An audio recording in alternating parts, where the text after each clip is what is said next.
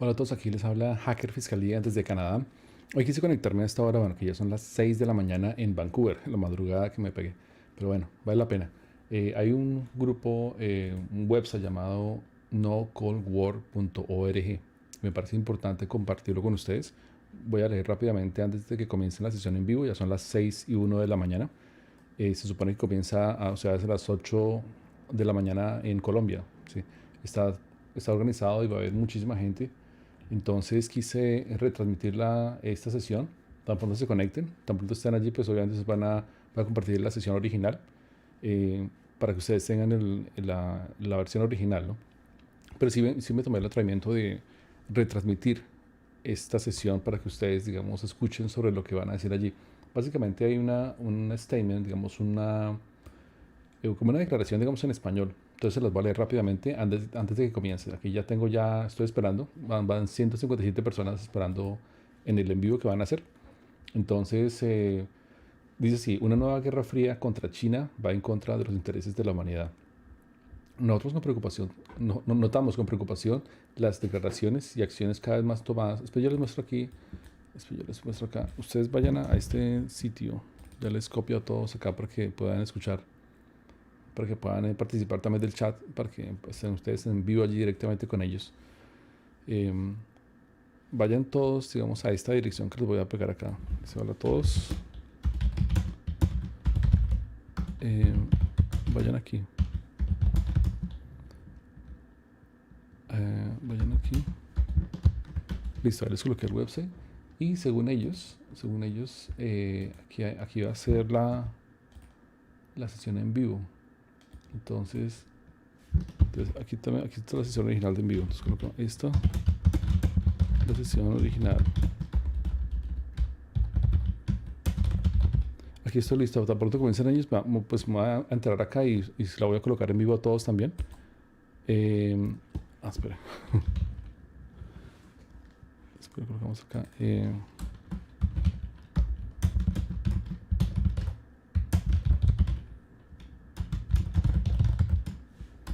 Listo, ahí está. Entonces ahí se los coloco. Listo, ahí está. Esta es la sesión en vivo en YouTube y aquí está la sección en vivo y esta es la sesión en vivo en Facebook. Para los que han preguntado que cómo sigo sobre el caso del pepper spray, bueno, ya pueden ver mis ojos, está más claros, o sea, ya están todos rojos como antes. De nada, los ataques de pepper spray, sobre todo cuando se los hacen casi en frente y le rocian todo el pepper spray en los ojos, en la cara, en la nariz, en la garganta, se siente feísimo, o sea, no puede respirar y es tenaz. Los que han estado de protestas, pues saben a qué me refiero. Entonces, por un segundo, voy a colocar aquí la versión también de Facebook Live Stream, que también la tienen ellos acá. Entonces ya se las pego aquí. Aquí se supone que va a estar. Entonces la sesión en Facebook Live. Pues este evento no es organizado por mí. O sea, esto es por otras personas. Pero me pareció importante compartir esa información. Porque pues se trata de que no haya este tipo de guerra. Porque eso traería consecuencias fatales para el resto de la humanidad, ¿no? Entonces, por eso es importante compartir esta información. Entonces, ahí se los acabo de compartir, el enlace original para que ustedes vayan y vean, pero igual vamos a ver una partecita, ¿sí? Para no aburrirlos tanto, digamos así, con la información, pero ustedes pueden ir a esta sesión directamente ustedes. Entonces, lo que voy a hacer también es compartir acá en la pantalla, voy a hacer un aviso aquí general para que ustedes puedan ir directamente al enlace, los que me están viendo. Voy a compartir aquí, espera a ver un segundito. Ya, voy a compartir acá un segundo la dirección, por lo menos que está fija ya, pues que es la de Facebook. Es más fácil de pronto acceder por Facebook los que tengan esta red social. Entonces las estoy aquí cuadrando todo para que ustedes la vean. Un segundo aquí, Facebook. Listo. Entonces ahí ustedes pueden ir a Facebook, que es la que irá a la fija, pues. Van a notar juntos enlaces para que lo vean en todo caso. Puedo colocar uno acá abajo, el de Facebook, porque es que puede que cambie el enlace de YouTube, ¿no? Entonces, por ejemplo, aquí está la de... Espera un segundo ahora. Estoy aquí cuadrando el título en mi pantalla en tiempo real, entonces pues, se demora. Listo, ahí está. Entonces, facebook.com/no to the cold war se llama. Y arriba, entonces, voy a colocar otro. Vamos a duplicar esto. A ver, vamos a ver qué pasa aquí. Listo. Entonces, a ver, no. Listo, por ahí por lo menos ya pueden, digamos, entrar. Ahí está, ese es julio 10. Bueno, ahí debe aparecer supuestamente el video. O sea, en esta parte. Y en YouTube también debe aparecer. Ya están estos. To explain how Okay, ahí this está. meeting came about. Ahí les pongo, ya comenzaron en vivo, entonces ahí nos vemos ahora. Espera, está aquí en Tor. A truly global gathering. We're delighted to have registrations from 49 countries, and the statement has now been translated into 16 languages so far. So I'm Jenny Clegg, and I'm the author of a book entitled China's Global Strategy Towards a Multipolar World. I'm also active in the peace and anti-war movement in Britain, and I will be chairing the proceedings. Before I go on, I'd like to bring in the convener of the event, Carlos Martinez, to explain how this meeting came about. Carlos? Thank you very much, Jenny, and thank you, everyone. Thank you for attending today's event. Thank you to the panelists. Thank you to the audience.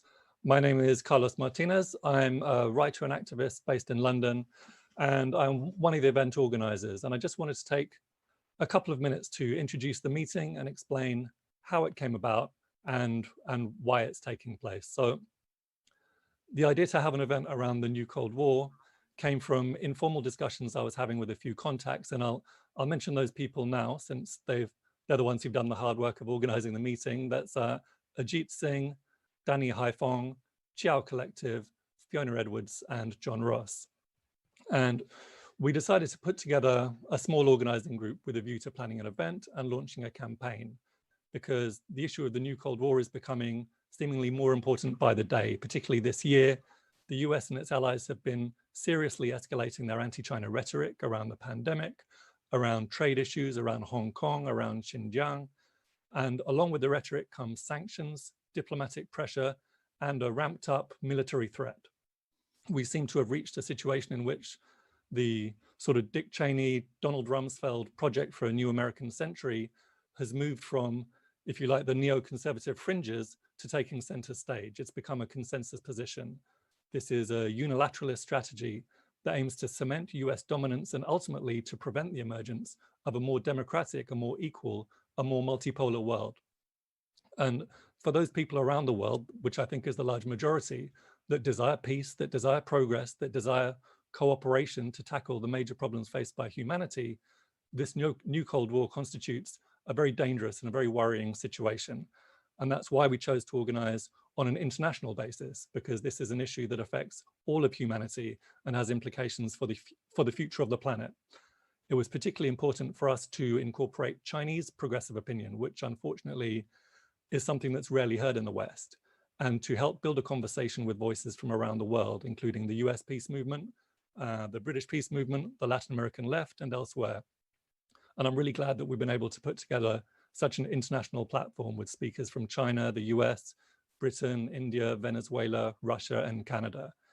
This issue isn't going to go away anytime soon. There's a lot of work to do. So please, I hope that everyone will keep in touch, and let's try to consolidate our forces globally against the insanity of a new Cold War. And with that introduction, I will hand you back to Jenny Clegg. Thanks very much, Carlos. Before I start introducing the panel speakers, I'll just have a few words of introduction myself. Thinking about the current developments, I recall an article that was published in 2003 by an anti-war journalist in the leading newspaper, which had the headline, "Iraq, Iran, then China next?" ? It seems that the moment of China next has now arrived. Just as the COVID virus began to spread, making so starkly clear the urgency for governments to cooperate against the pandemic, US-China relations deteriorated sharply. With Trump's racialized rhetoric casting China as the villain, what had started as differences over trade became elevated into the realm of ideology. Now, differences over trade can be negotiated over and resolved, but once China is called a liar, once China is racially abused, what is there to talk about?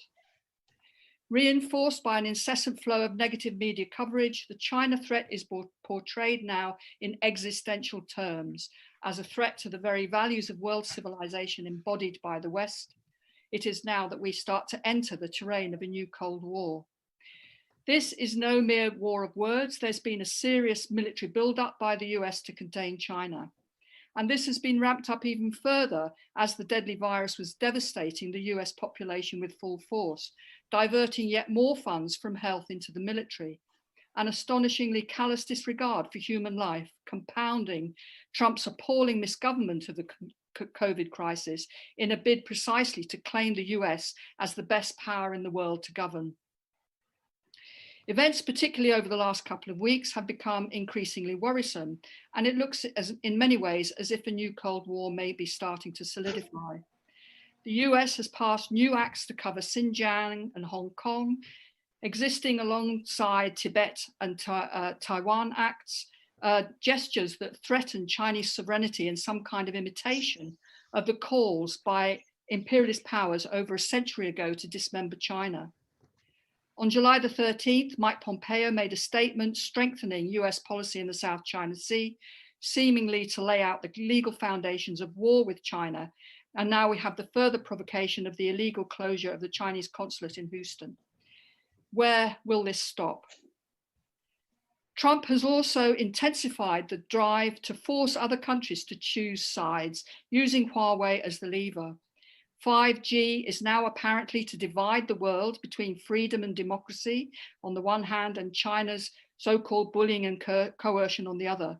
And of course, I can't resist mentioning here how Mike Pompeo was in the UK last week calling for US-UK unity against China's bullying, having of course just bullied the US government into stripping Huawei from its networks. World-threatening crises are converging. Pandemic, yet another economic recession, and looming ever closer, the catastrophe of climate change. People are waking up to the fact now that the US-China relationship is the most important relationship now shaping the world.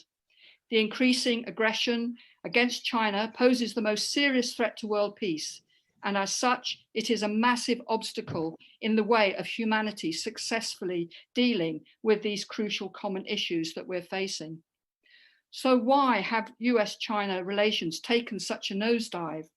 How might the new Cold War develop in the coming months, unfolding into the future? And above all, what is to be done? How can we, the people, shape the future?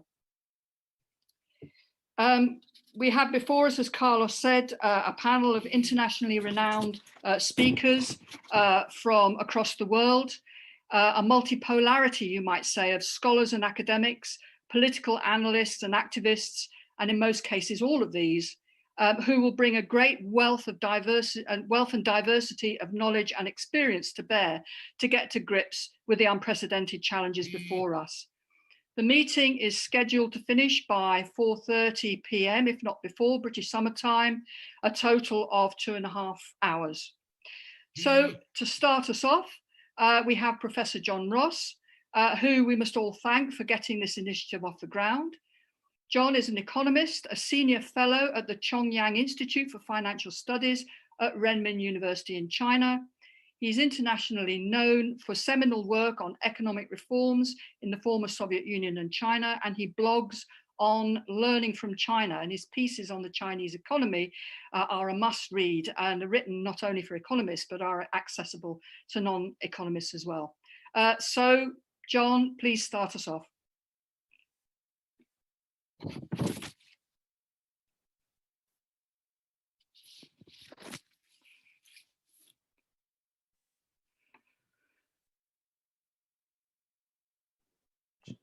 John, you're muted.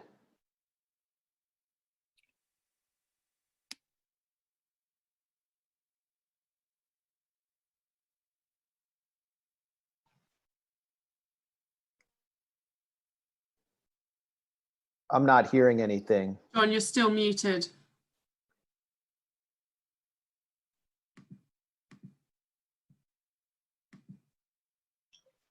Right. I am still muted. Not now. We can hear you now. Right, fine. Sorry. Right. Okay. Firstly, Jenny slightly elevated me. I'm currently senior fellow, not professor. Right. Okay.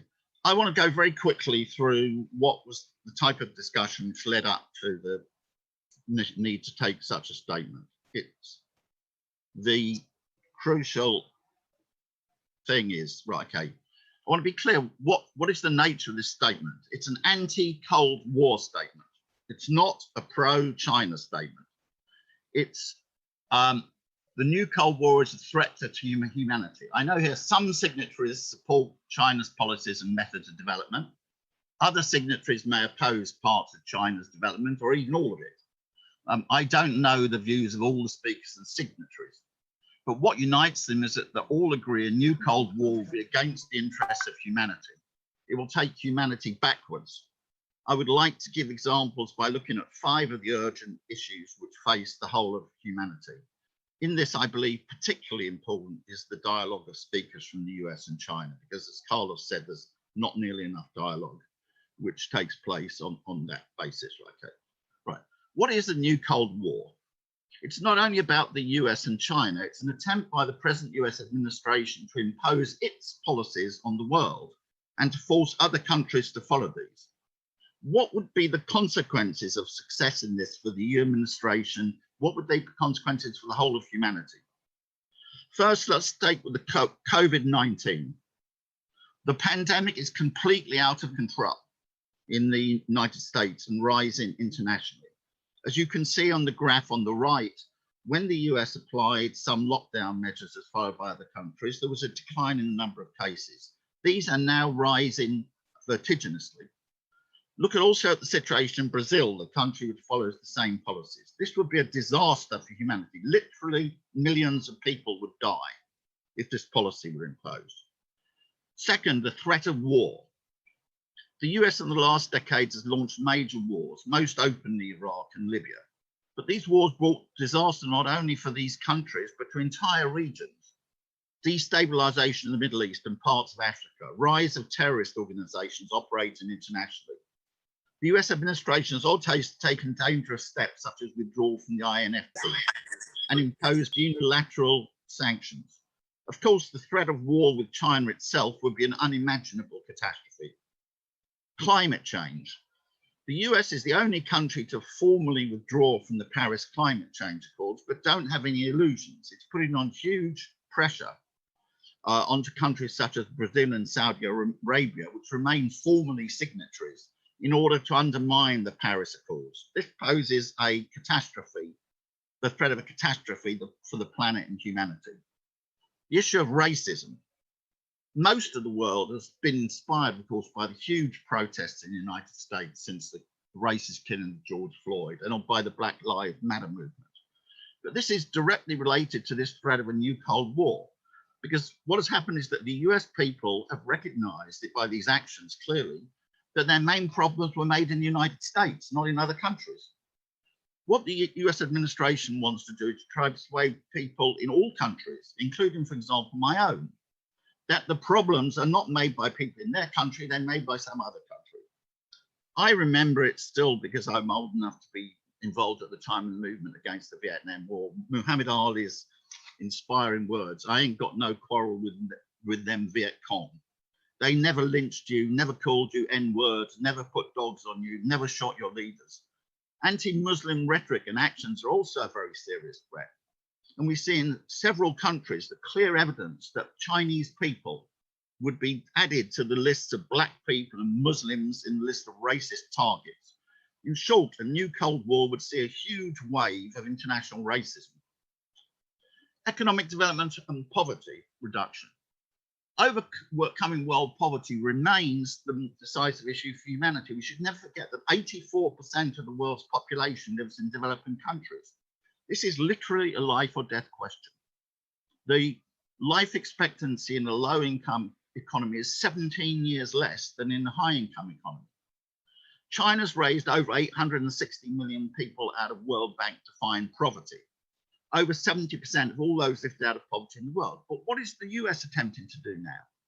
I put down a graph, which is the projections for the share of contributions to world growth by the IMF in the next 2 years. China 51%, India 19%. The US is 3.3%. So what the US Cold War is attempting to do is to reorientate all countries in the world away from the most rapidly growing parts of the world economy and towards its relatively stagnant own economy. This would have very serious consequences for increases in world poverty and stopping economic development. So, to summarize, the threat of a new Cold War is not just about the United States and China. It is about, although of course they are the main actors in this, it's a threat to the whole of humanity. And what is the alternative to do it, which is to jointly work together to fight the pandemic, to oppose war, to fight climate change, to oppose every form of racism, to work together for peaceful economic development. Therefore, I believe that for the interest of humanity, there should be a simple slogan: no Cold War. And there has to be real international work around that. Thank you very much for listening.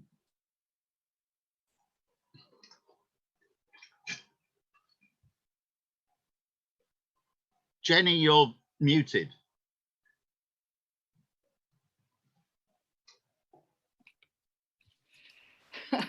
Thanks so much for that, John. Very clear and comprehensive rationale behind the statement, and very informative too. So thanks a lot there. Our next speaker is from an American peace organization that since the Iraq War has gained much respect, not only within the United States, but also across the world. Code Pink is a women-led grassroots organization working to end US wars and militarism and to support peace and human rights initiatives. I'm delighted to introduce Medea Benjamin. Medea. Thank you so much for organizing this important meeting, and I look forward to having more of these. When it comes to China, I think there's certainly lots of great and important discussions we could and should have about problems in the Chinese society, lack of free speech, human rights issues, labor issues. But when I hear it coming from leaders in the US, whether they're from the Democratic or Republican side, it makes me quite angry, because I know that they're doing it for ulterior motives. When you hear US leaders decry the lack of free speech in China at a time when we have thugs from the military and the police department on our streets, tear gassing and shooting rubber bullets at peaceful demonstrators, it's hard to take them seriously. When you hear the decrying of the treatment of the Uyghurs in China, it's hard to take it seriously from people in both parties who have been supporting the 2-decade now war on Muslims throughout the world. US involved in bombing 7 Muslim countries and torturing Muslims at Abu Ghraib, at throwing them into prisons in Guantanamo, at contributing to starving Muslim children in Yemen by supplying the Saudis with the bombs, banning Muslims from entering the United States, laying the groundwork for an attack on Muslims throughout the US, and now turning that into an attack on Asians, particularly Chinese students, Chinese researchers, Chinese scientists, closing down Confucian centers at various universities, and having now literally thousands of FBI investigations against Chinese that harken back to the witch hunt against the Japanese in World War II. So these real discussions about shortcomings in Chinese societies are not going to come from leaders in the US. What is most ludicrous is to hear those US leaders talking about a new Chinese aggression when the US has over 800 military bases around the world, including surrounding China, when the US has now in the South Chinese Seas 2 giant aircraft carriers, 6 nuclear submarines, and let's remember that when it comes to nuclear weapons, the US has 6,000 compared to China with 300. And the US military exercise that are conducted every 2 years called the Rim of the Pacific off the waters of Hawaii, where the last time it involved over 20,000 US military. My worry is that what we have been hearing about China will only be escalated because of the coronavirus and because the economic problems that are going to result from that, where China is going to be a lot quicker than the United States at recovering from those problems and will continue its initiative like the Belt and Road Initiative that include over 100 countries, and the US is going to try to stop that. It's not just an issue about economic competition, but we know that the US military industrial complex is always looking for an enemy. And there has been a call now for years to pivot to Asia, meaning stop the US focus on the Middle East, try to get the US out of those 20-year wars. There's even calls now to withdraw military from some places inside of Europe, reposition them, but to focus on Asia. And we see this now in the US military budget that is just being voted on right now. There was a defeat in an effort to cut down the US military budget by 10%. And the people who voted against it were the vast majority of certainly Republicans, but also Democrats. And the call to pass this new $740 billion budget in the United States, saying we needed that to counter adversaries like China. There was a US senator, not a particularly hawkish one, Mitt Romney, who has said that we have to have this massive US military budget to counter China's new aggression, when we know that China's military budget of $178 billion now compared to the $740 billion in the United States is ridiculous. He also said, imagine the consequences when a nation that does not believe in human rights with only one party, when they have the overwhelming military force in the world, and that's where we are headed. And so the new US military budget includes billions of dollars more for a, quote, defensive ring around Guam, for increased stockpiles of long-range weapons around the Pacific, and for an extra $20 billion to be spent in the coming years on new radar warning systems and cruise missiles, greater military exercises in the region, deployment of additional forces, and new intelligence sharing centers with our allies in the Pacific. And so I want to echo what John Ross has just said about the need for education in our countries.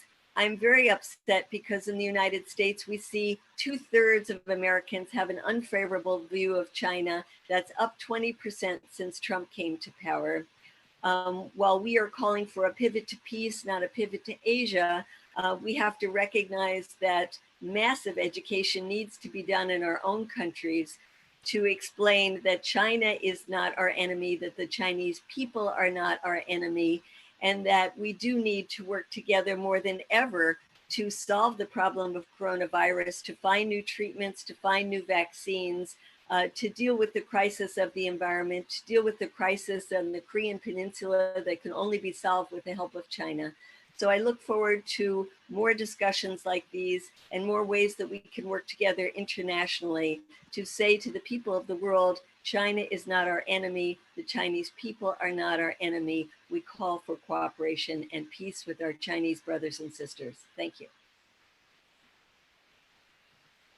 Thanks very much, Medea, for those very thoughtful comments and that information about the US military buildup. Our next speaker is one of two American Black peace activists. Obviously, as people have mentioned, the Black Lives Matter has erupted in the midst of the COVID crisis, with demonstrations across America becoming probably the largest mass movement in US history. Just as the rise of the developing world, of which China is a part, has put great pressure on the structural inequalities of the US-led world system, so Black Lives Matter has exposed the deep-rooted structural inequalities of racism on which the US itself has been built, just as it is fighting to justify its monopoly of world leadership. So here we have Margaret Kimberley, who's an editor and senior columnist with Black Agenda Report, which provides news and commentary and analysis from the Black left. She's also an activist for peace and justice issues and a member of the War Resisters League Speakers Bureau. Margaret. Thank you so much. Good morning, everyone. It's morning here in New York at any rate. Greetings to you all. I want to thank this group for inviting me to participate in this very important meeting. I remember, I'm old enough to remember when Nixon went to China when I was a kid. It was said at the time that only a cold warrior could have pulled it off. Now, nearly 50 years later, the Cold War has been resurrected with a vengeance, and China has been declared an enemy of this government, and Americans are being whipped into a frenzy of hatred and suspicion against this nation. Now, whenever we see a reference to China in the corporate media, we always see the word Communist Party attached. This silly redundancy is war propaganda, along with every other smear and slur. We're told that 1 million Uyghurs are imprisoned when there is quite literally no proof of any such thing. China is the country which first experienced the COVID-19 virus, was the first to vanquish it, and has a low death rate of less than 5,000 people to prove it. We depend here in America on China to produce masks and other protective equipment, but China is declared the villain. The country that within 1 month of realizing there was a new communicable disease gave the world the keys to conquering it. Instead, the country which fails where China succeeds in providing for the needs of its people and their health is an international pariah, with most of the world barring Americans from travel and turning us into a giant leper colony. Trump, who speaks of the Kung flu and the Wuhan virus, but it is China which conquered the disease that has killed 130,000 Americans and forced a quarantine which has caused economic devastation to millions of people here. But Americans get nothing but war propaganda. Trump and Joe Biden outdo one another, bragging about who will be tougher on China. This week, we saw the US government violate international law again and close the Chinese consulate in Houston, Texas. But the US isn't alone. Its lackeys and vassals, commonly known as allies, follow the lead of the gangster state into spewing what can only be called war propaganda. Just to the north of here, Canada's Prime Minister Justin Trudeau talks behind Trump's back, but never steps out of line. When Washington ordered Canada to arrest Meng Wanzhou, the daughter of Huawei's founder, they did just that. The US accused Huawei of violating US sanctions by doing business with Iran. There's nothing in US or Canadian law which permitted her arrest, but like a good little puppet, Canada did as it was told. China retaliated and arrested 2 Canadians who remain under detention. But Trudeau doubles down and refuses to release her. Propaganda succeeds. It's kind of like a music that one hears over and over again. We remember it whether we intend to or not. And threats to prevent members of the Chinese Communist Party, some 100 million people, from entering the United States may seem laughable, but the foolishness is serious and meant to get public buy-in for dangerous acts. That is why millions of people believe there are millions of Uyghurs in Chinese prisons. The charge is false, completely made up, like tales of WMD in Iraq, babies taken from incubators in Kuwait, Libyan soldiers popping Viagra pills, and Russians paying bounties to kill US troops. But the damage is done with sheer repetition and media acting like government scribes. We can expect to see more incidents like the closing of the Houston consulate, and the Chinese government will retaliate. It's frightening that otherwise sensible people can be turned into a mob, ready to believe what they're told and declare a country which has done them no harm as an enemy. But that's not accidental. The history isn't new. When the Chinese Revolution occurred in the late 1940s, there were arguments in America about who lost China, as if China were the property of the US and not a sovereign state. But that is what results from white supremacy, as it plays out in foreign policy. China's history with Europe and the US is not a happy one. The Delano family, for example, yes, FDR's grandparents, made a fortune trading opium. The British stole Hong Kong, and now 20 years after they left are acting like the good little lapdogs that they are and joined in using Hong Kong to destabilize China. Canada and the UK aren't alone. Australia has joined in the effort too, and even raided the home of a New South Wales Parliament legislator who had done, who had done nothing except advocate for better relations between the two countries. I have referred to 4 of the Five Eyes nations, the UK and its settler colonial offshoots, the US, Canada, Australia, and New Zealand. And as the imperial project reaches a fever pitch, they all work ever more closely together. While US senators say that Chinese students should only be allowed to study Shakespeare and not science, yes, a senator really said that, and babble about Communist Party member, China forges its own way, and of course incurs the wrath of the US as it does. China and Iran have an agreement to give each other aid and oil, and that means that the US tantrums over sanctions will cause suffering in the short term. But the targets will be the ones that may prosper. But that, of course, is why the aggression will continue. I think it's extremely important that those of us who call ourselves members of the left know where we ought to stand. We must always be in opposition to the US, NATO, allied vassal state aggression against China and the rest of the world too. We cannot be confused. Remember that when the US speaks of human rights, you are hearing from the country that has more of its population incarcerated, some 2 million people, than any other country in the world. Military spending larger than that of the next 10 countries combined. It allows police to kill 1,000 people every year. COVID-19 has killed thousands, impoverished more, and its profit-making healthcare system is proof of a lack of human rights. We have to call out war propaganda whenever we see it and hear it, and not allow ourselves to be drawn into bogus arguments. We cannot use the first person when thinking about government statements regarding China or any other country. Our interests are not those of the rulers, and we must never forget that. Thank you very much.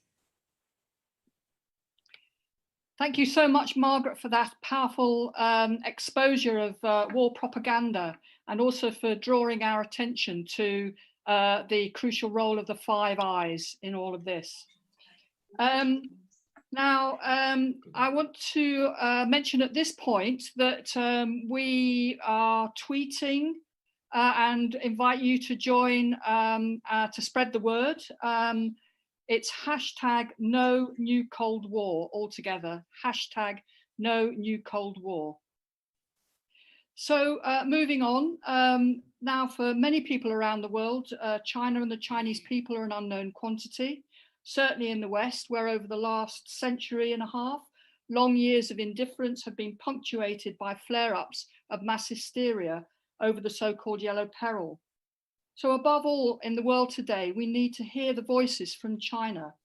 We're going to have 2 speakers from China today, and the first for me to introduce is Wang Wen, who's Executive Dean of the Chongyang Institute for Financial Studies at Renmin University. He's leader of a top-ranked think tank and consultant for several government ministries in China, and has written extensively on topics concerning international affairs. Okay, thank you. Thank you for having me. As a Chinese scholar, I'm very grateful for so many international friends to join the No New Cold War initiative. This is a very, very important event. Actually, in the next 3 months before the US election, will be a high risk period for China-US relations. The Trump administration can do anything to win the election. So it is not ruled out that military conflicts against China will be launched by the Trump administration. The Trump's China policy now is quite crazy and has no bottom line. The Trump now is likely to announce a diplomatic break with China. One of Trump's election strategies is to constantly provoke China. If China strikes back, no one in the US will pay attention to Trump's feeling in the fight against the pandemic. Trump can also pretend to be a strong political man who dare to fight against China to get more votes. Now, China maintains patience, so Trump keeps stimulating until China and the US break off diplomatic relations and even a war. So if so, it will be a disaster to China-US relations, as well as mankind and the world. So I think this is an open political conspiracy. The Trump administration is a source of the disaster. But fortunately, China was not irritated as the Soviet Union was in 1947 by the Iron Curtain speech. China has no intention to respond to the US with a new Cold War. China's State Council and Foreign Minister Wang Yi delivered a speech with a huge amount of information about the US and China relation on July 9th. Wang Yi stressed that China-US relations face the most severe challenge since the establishment of diplomatic ties in 1979. And he called on China-US ties to get back on track toward long-term, sound, and steady development. His proposal was very pragmatic with details. First, to activate and open all the channels of dialogue. Second, to review and agree on the lists of interactions. Third, to focus and cooperate on the COVID-19 response. So, contrary to the speeches respectively delivered by the US Vice President Michael Pence and the Secretary of State Michael Pompeo, Wang Yi's speech neither lied about the US, nor attacked the country. It did not convene any hard-line gesture to coerce the US. It was full of wisdom and thick recommendations for the healthy development of China-US relations and the resolutions for problems. The US is pressing the accelerator to trash bilateral relations now, but China is putting the brakes on with the hope of preventing China-US relations from continuing to the plummet. So obviously, the Trump administration's strategy to shape China as an enemy will not succeed. For example, on early July, my institute, Chongyang Institute for Financial Study, Renmin University of China, completely questionnaire of 100 Chinese scholars. In that questionnaire, 62% of those polled believe the US is waging a new Cold War against China, but 82% hold the view that a new Cold War resembling the US-Soviet Union Cold War is unlikely. Besides, 90% believe China is well prepared to help handle a new Cold War offensive launched by the US. So anyway, in my opinion, the coronavirus is still raging on. The peak of the pandemic has not yet to come. The pessimistic estimate is that as many as 70 million people may die, if not united. Humanity, including US, will likely enter a dark age. So therefore, I agree some friends right now said, American should know that China is not enemy. The virus is. And all the international friends should know we don't need a new Cold War. Thank you. Thank you, Wang Wen. How necessary it is for us to hear the views from China.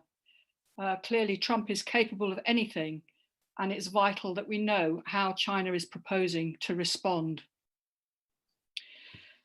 Our next speaker is Vijay Prashad, Executive Director of the Tricontinental Institute for Social Research. Vijay is an Indian historian, journalist, commentator, and a Marxist intellectual.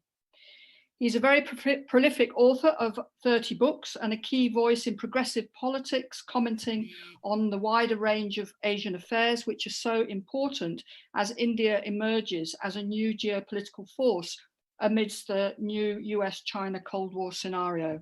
Vijay. Thank you, Jenny, and thank you, Carlos, for inviting me. I'm going to talk about the Indo-Pacific Command of the United States and the Quad countries, the threat not only to China, but the kind of corrosive politics around Asia and Eurasia. Since 2017, the United States government has released a few reports and fact sheets on its new Indo-Pacific strategy. It's impossible to analyze these texts and the speeches from US government officials because they are largely made of empty phrases. What does it mean to say that the Indo-Pacific strategy, for instance, is going to promote free, fair, and reciprocal trade? Each of these terms, free, fair, and reciprocal, would need elaboration. Their meaning should be defined. But over hundreds of pages, there is simply no explanation of what any of these phrases, such as this one, means.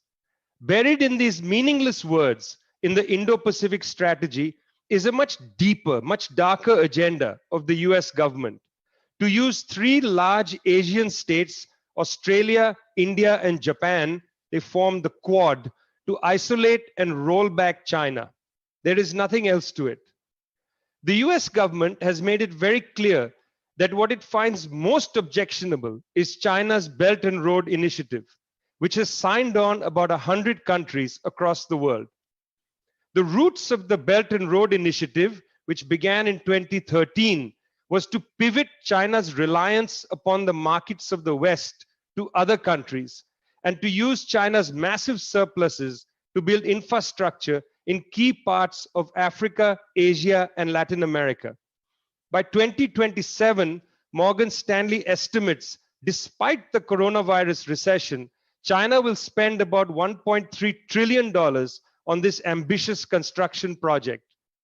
Even Saudi Arabia, a close ally of the United States, has made the Belt and Road Initiative one of the cornerstones of its Saudi Vision 2030 plan. While China has invested $68 billion to build China-Pakistan Economic Corridor that links to the Arabian Sea at the Gwadar port, Saudi Arabia has agreed to invest $10 billion in the port itself. The scale of Chinese investment and the participation of a range of countries with different political identities and commitments is staggering. Put this beside the Indo-Pacific Business Forum in July 2018, which was hosted by the US government. This was held not in Asia, but quite tellingly in Washington, DC. At this forum, the United States bragged that it has spent $2.9 billion through the Department of State and the USAID. It has lined up hundreds of millions of dollars more through its US Millennium Challenge Corporation and the Overseas Private Investment Corporation. If you add up all this money that the US intends to spend for economic projects, it is a fraction of 1% of the Chinese investments. There is simply no appetite in Washington, and this is whether you consider the Trump administration, before that the Obama administration, and possibly a Biden administration. There is no appetite across the board of mainstream American politics with in the current case, this America First attitude to funnel more money towards investments in the region currently being built by the Belt and Road Initiative. It appears as if the US investments will come with military claims. Nepal is currently in an internal debate over whether it should accept $500 million from a Millennium Challenge Corporation grant. This has to do with building electric power lines. Will this money that comes from the US government, will this money mean that the Nepali government would have to allow US troops into the country and allow the United States to build bases in Nepal? This would be objectionable to the Nepali Communist Party, which is currently the government in Kathmandu. The government is also coming to terms with the discovery of an enormous cache of high quality uranium in the Mustang region, which borders in Nepal and China. If the US money comes with a US military presence, this will create a serious flashpoint in the Himalayas. We've already seen Indian and Chinese troops clash in the Leh-Ladakh area, the high mountains of the Himalayas. We've seen Indian and Chinese troops come to very near conflict in the northeast of India. If the United States puts pressure on Nepal, this will create further developments in a negative direction for Asia. Unable to outspend the Chinese, the US government is making a rhetorical argument that it has more respect for transparency, human rights, and democratic values than China, which the US says practices repression at home and abroad. These quotes are from a US document called a Free and Open Indo-Pacific. Reading documents such as these requires fortitude. They are plainly rhetorical and nonsensical. It's hard to imagine the United States being transparent with its trade deals. It's hard to imagine the United States being free with countries when we know that it imposes pressure on countries in order to push its own agenda. In May 2018, the US military command was renamed the Indo-Pacific Command. This is a much more clear identification of US policy. The most recent Indo-Pacific Command document is called Regain the Advantage. It comes alongside new hypersonic cruise missiles. The United States, in other words, through its rhetoric, through building up military force and new military technologies, seeks to impose a war on Asia. It is interesting that in all the documents released by the US government and in all the speeches, there is no discussion of the strategy of the US government and its allies in how to contain China. What you have is rhetoric that skates into extremely belligerent territory. We say no war, no conventional war, but also no hybrid war, no war on China. We want peace in Eurasia, peace in the waters around Asia. Thank you very much. Thank you, Vijay, for those insightful and incisive observations, drawing attention to the Quad and the Indo-Pacific Command. We now have a speaker joining us from Grey Zone. Grey Zone was founded in 2015 to shine a journalistic light on America's state of perpetual war and its dangerous domestic repercussions. Max Blumenthal is an award-winning journalist. Max, the floor is yours. Thanks a lot, and thanks to everyone who organized this really important initiative. It couldn't have come any sooner. I want to talk about the role of the media in driving this new Cold War that we find ourselves in, and specifically US corporate media, but also the role of the US government in driving the narrative of the US media. And, you know, it was really ironic this week to see, as the Chinese consulate was forcibly closed by the US government in Houston without any apparent provocation, any incident at least to provoke it, Senator Marco Rubio, who heads the de facto anti-China commission within Congress, the Executive Commission on China, declare his justification for closing the consulate, which was that it was a base of spying. This is always the seeming justification these days. And I found it ironic considering not only the dearth of evidence for this claim, but what had recently been revealed about the protests in Hong Kong since the passage of the national security law. It's been revealed that the US Agency for Global Media, which oversees Radio Free Asia and the Voice of America, the main US government broadcasting agencies abroad, had contributed $2 million to the protests, including supplying logistics and secure communications equipment through its open source initiative to protesters. And as we know, these were not exactly peaceful protests. In many cases, they made what's happening in Portland look like a Shriners parade. $2 million from the US media organization to destabilize Chinese territory. Can we imagine the US response if Xinhua or CGTN was supplying communications equipment and money, direct money, rapid payouts, as the US did to protesters, so-called Antifa protesters in Portland?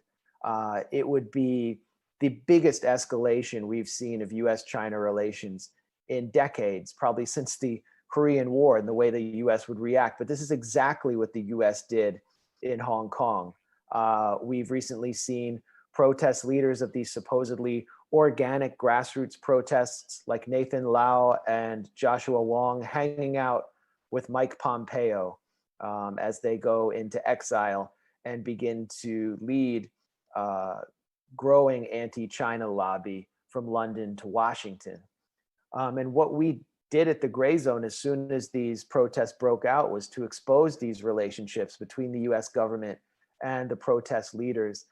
This is consistent with our work throughout the years to really probe the micro socio-political relationship between the US and opposition groups in countries where the US seeks regime change. And someone who's been really helpful in this effort with regard to the new Cold War on China is Ajit Singh, who's helped organize this discussion.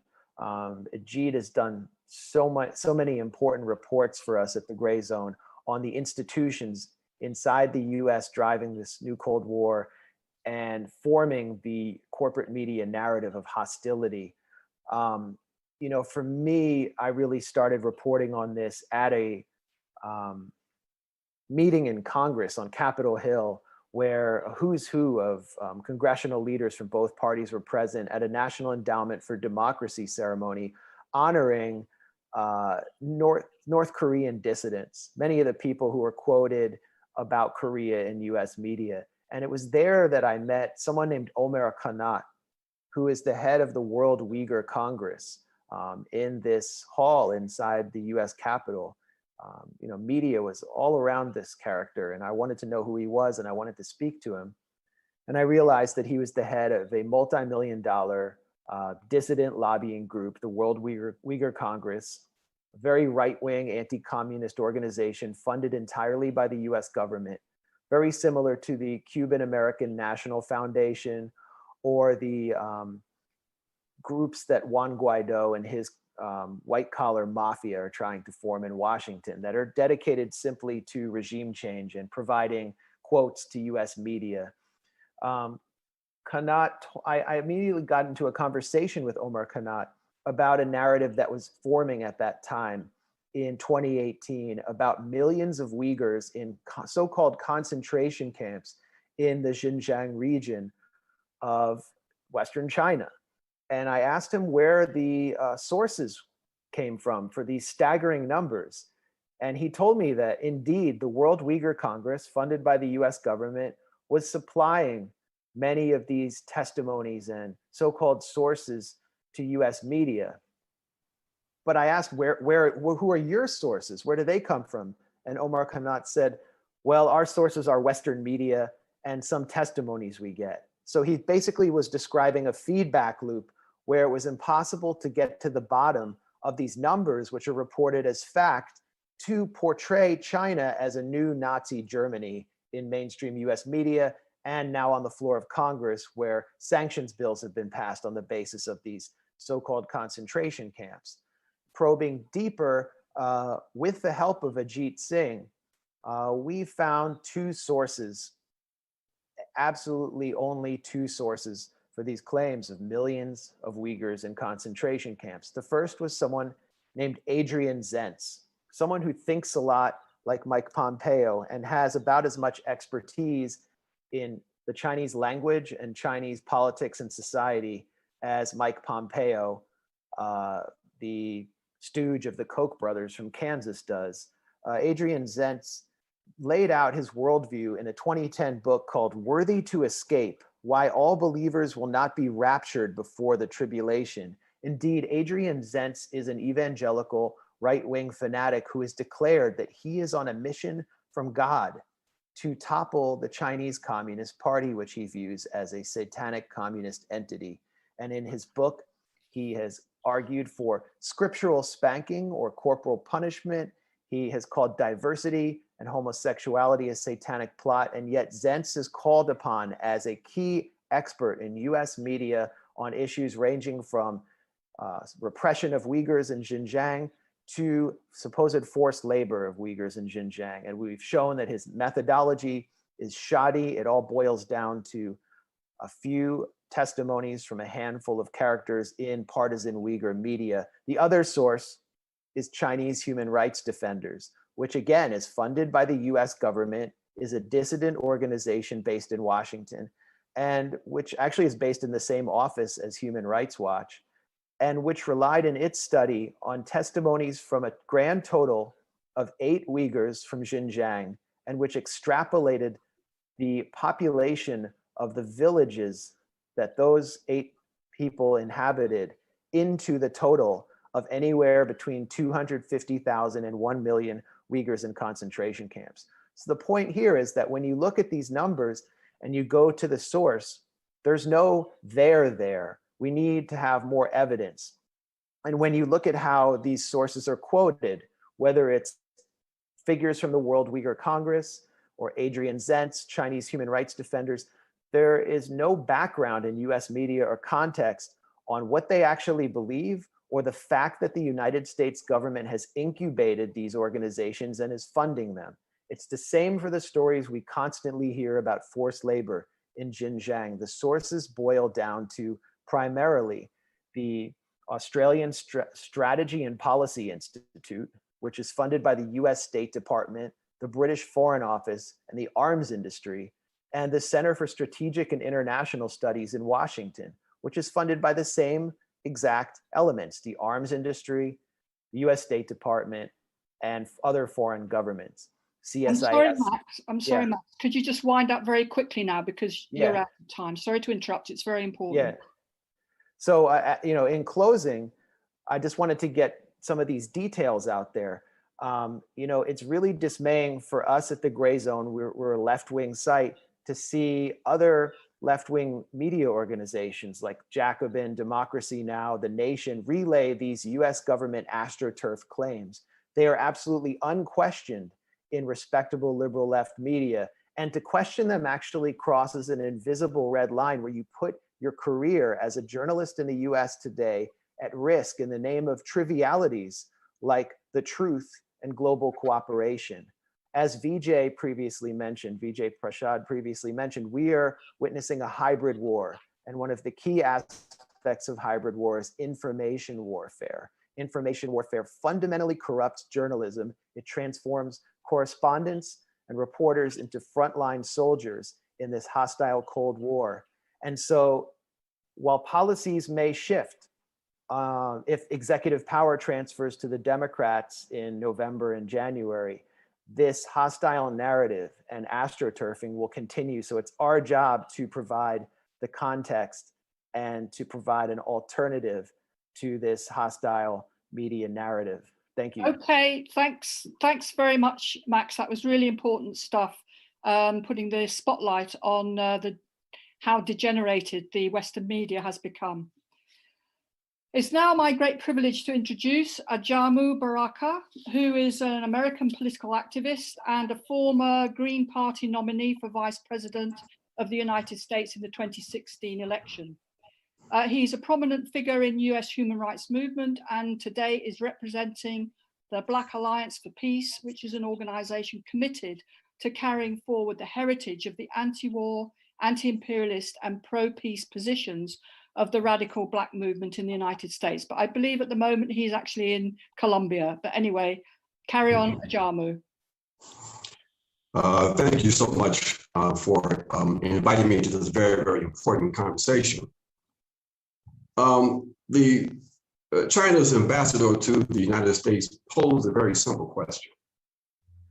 Quote, is the United States ready or willing to live with another country with a very different culture, a very different political and economic system in peace, unquote. The answer to this question must be that despite the intentions of the US rulers, the people must opt for peace. For the Black liberation and anti-imperialist movement in the US, we are clear. War is a class issue, and we say not one drop of blood from the Black working class and poor to defend the capitalist oligarchy. It is important that this position is clear because the US state wants to disconnect the ongoing Black struggle for human rights, anti-colonialism, and authentic democracy in the US from the broader anti-colonial and revolutionary struggles and movements globally. The US state wants to project our movement as one concerned only with Black lives or winning civil rights or something called racial justice, which objectively is an impossibility for a white supremacist settler colonial state. This was the strategy of the US in the late 1940s when Africans in the US were in the forefront of agitation for a radical notion of human rights that centered democracy, racial justice, national and people's self-determination. The politics were often explicitly anti-capitalist, seeing that what we refer to today as racial capitalism as providing the material basis for white supremacist power. This, my friends, is the Black radical internationalist tradition and is the perspective that informs my positions on the question of China and a new Cold War. This Black internationalist perspective was captured in response by Nelson Mandela during his first visit to the US after he was released from prison in South Africa. When he was asked in what was supposed to be one of those got you questions about the support from the ANC and other South African liberation movements received from Cuba, Libya, and the PLO.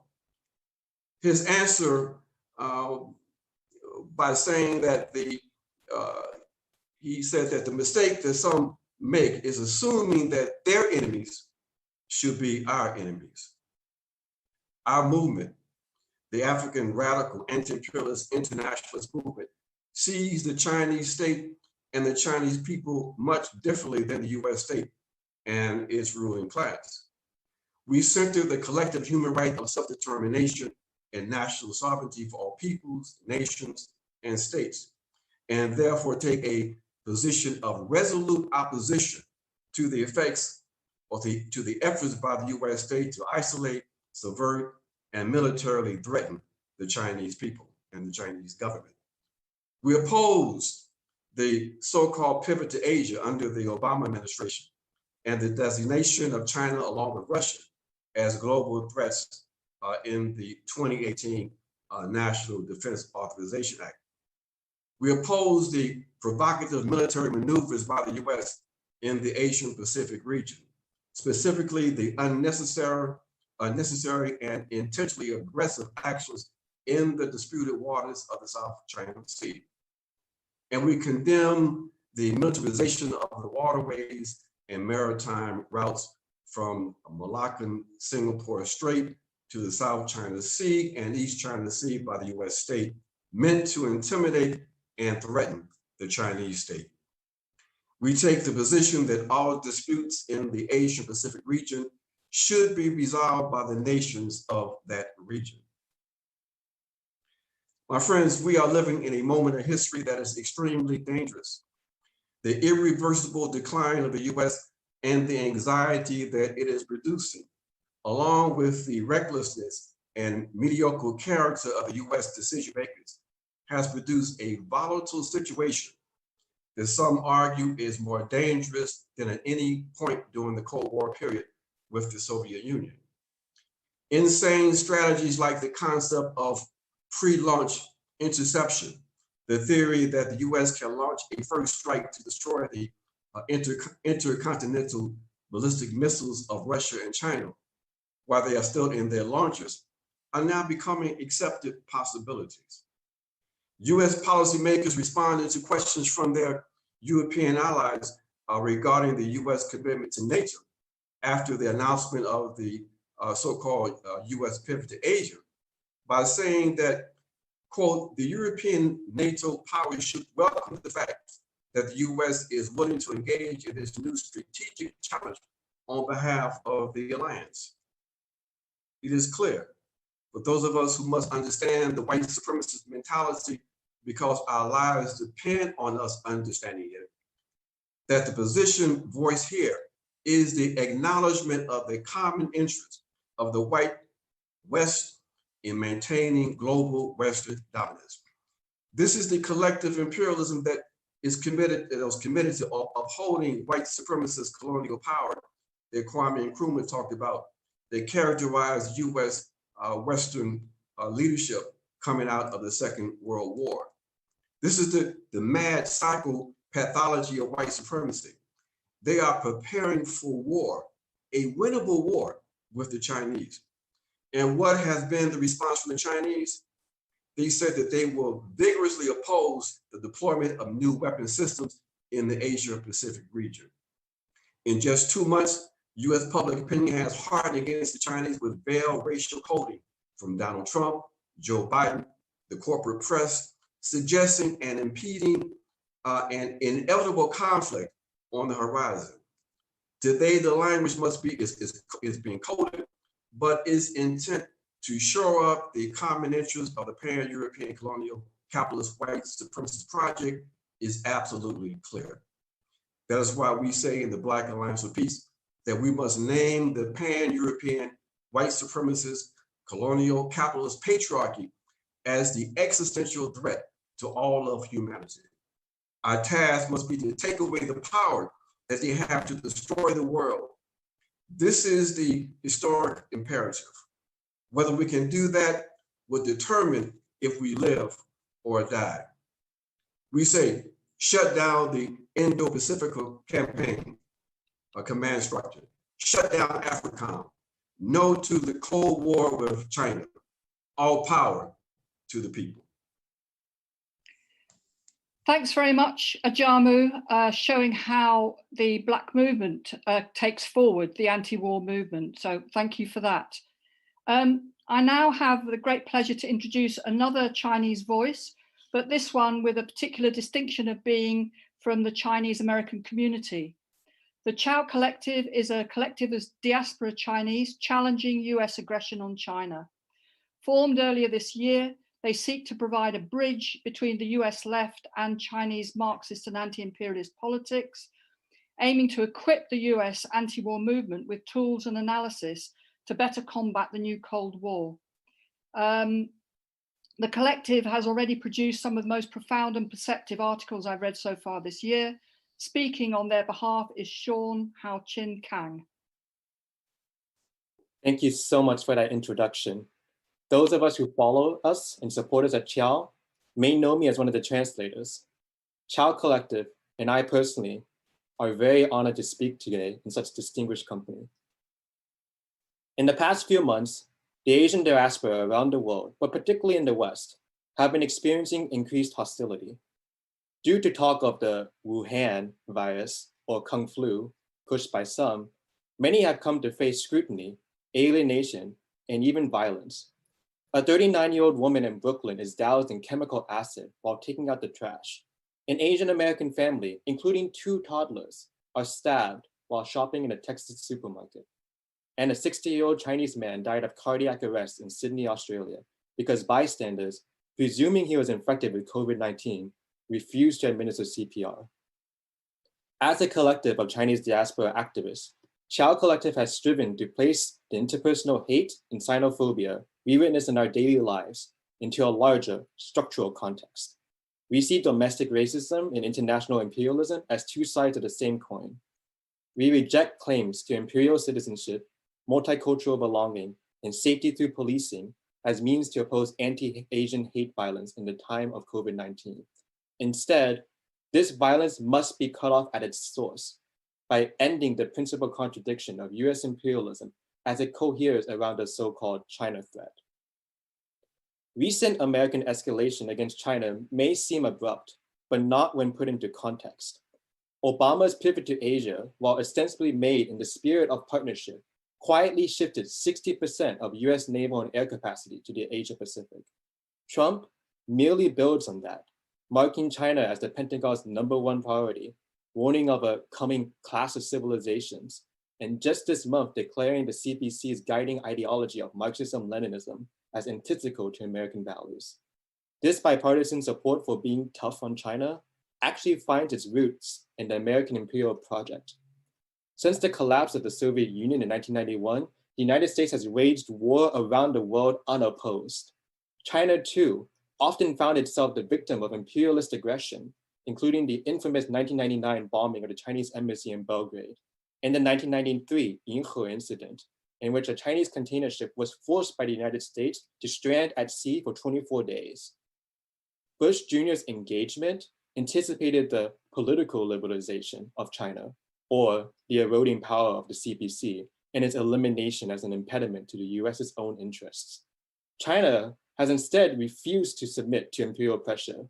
Moreover, it has a growing capacity to support so-called rogue states against American unilateralism, effected through aggressive hybrid warfare. This has now led the United States to confront China in a desperate bid to preserve its hegemony. As anti-imperialists, socialists, and peace activists, we must be prepared to meet this challenge head-on. Ultimately, we must understand that imperialism is a being of many faces. The hostility experienced by the Asian diaspora in the West, the centuries-long program of dispossession and genocide of indigenous peoples, refusal to address deep-rooted grief over racialized and militarized policing, and continuing warfare and famine in Iraq, Syria, and Yemen. These are all branches of the same root. Sick and shattered societies birthed from the contradictions of imperialism. The new Cold War agenda is dangerous and must be thoroughly understood. Instead of approaching the crisis of COVID in the spirit of science and cooperation, the United States and its allies have cynically chosen to continue inhumane sanctions on Iran, the Democratic People's Republic of Korea, Lebanon, and Venezuela, among many others, starving their citizens of much needed medical supplies. While in the United States, 148,000 lives have been lost to COVID, disproportionately in indigenous, Black, and immigrant communities. Yet the US is not funding pandemic response, but instead dedicating $20 billion towards regaining the advantage in the Asia Pacific. This not only deprives the American poor of much needed resources, but redirects them to the equally criminal occupation of Ryukyu, Guam, and Hawaii in the name of containing China. Meanwhile, China has proven itself a responsible and accountable actor in the face of global challenges such as COVID, climate catastrophe, and the struggle against poverty. It has conceived of and practices the foreign policy doctrine of a shared future for humankind. Since the onset of COVID, China has sent billions of tons of medical aid, indiscriminate of ideology or alliance, committed to increased funding of the World Health Organization, and has declared that the Chinese vaccine would be a public good, prioritized for global South nations. Crisscrossing the world at great risk to themselves, Chinese and Cuban medical brigades embody socialist internationalism, understanding that human solidarity is required for today's increasingly complex problems. Some Western leftists misperceive these diametrically opposed records and think US aggression on China as simply an inter-imperial rivalry.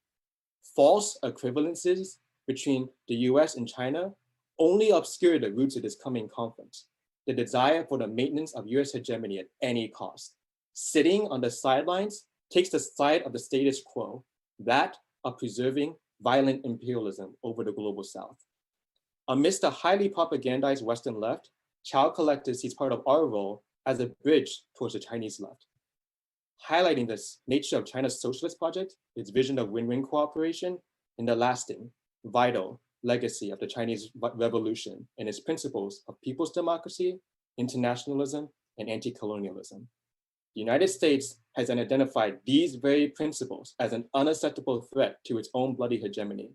It's up to us in the imperial core to challenge, oppose, and dismantle every imperialist roadblock to a world of peace, cooperation, multilateralism, and shared development. Thank you so much. Thank you so much for that, Sean. That was great. Highlighting the underlying structural contradiction and the contrast between the US and what China is starting to do in the world. So thank you for that. Now, understanding China in the world requires us to take a broad sweep of history. One of the few Western scholars to do so with his concept of China as a civilization state is Martin Jacques, author of the internationally acclaimed When China Rules the World. Over to you, Martin. Thank you very much, Jenny. I'd just like to start by congratulating the organizers of this really timely conference, and also embrace the breadth of the conference. It's terrific to find representation from such a wide number of countries. Well, I won't go on too long. I just wanted to make 4 main points.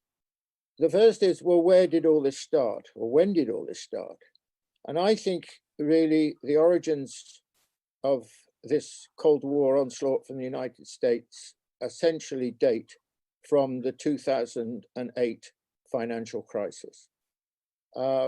This was completely unexpected as far as the West was concerned, and it led to a big shift in the center of gravity of power from the United States to China.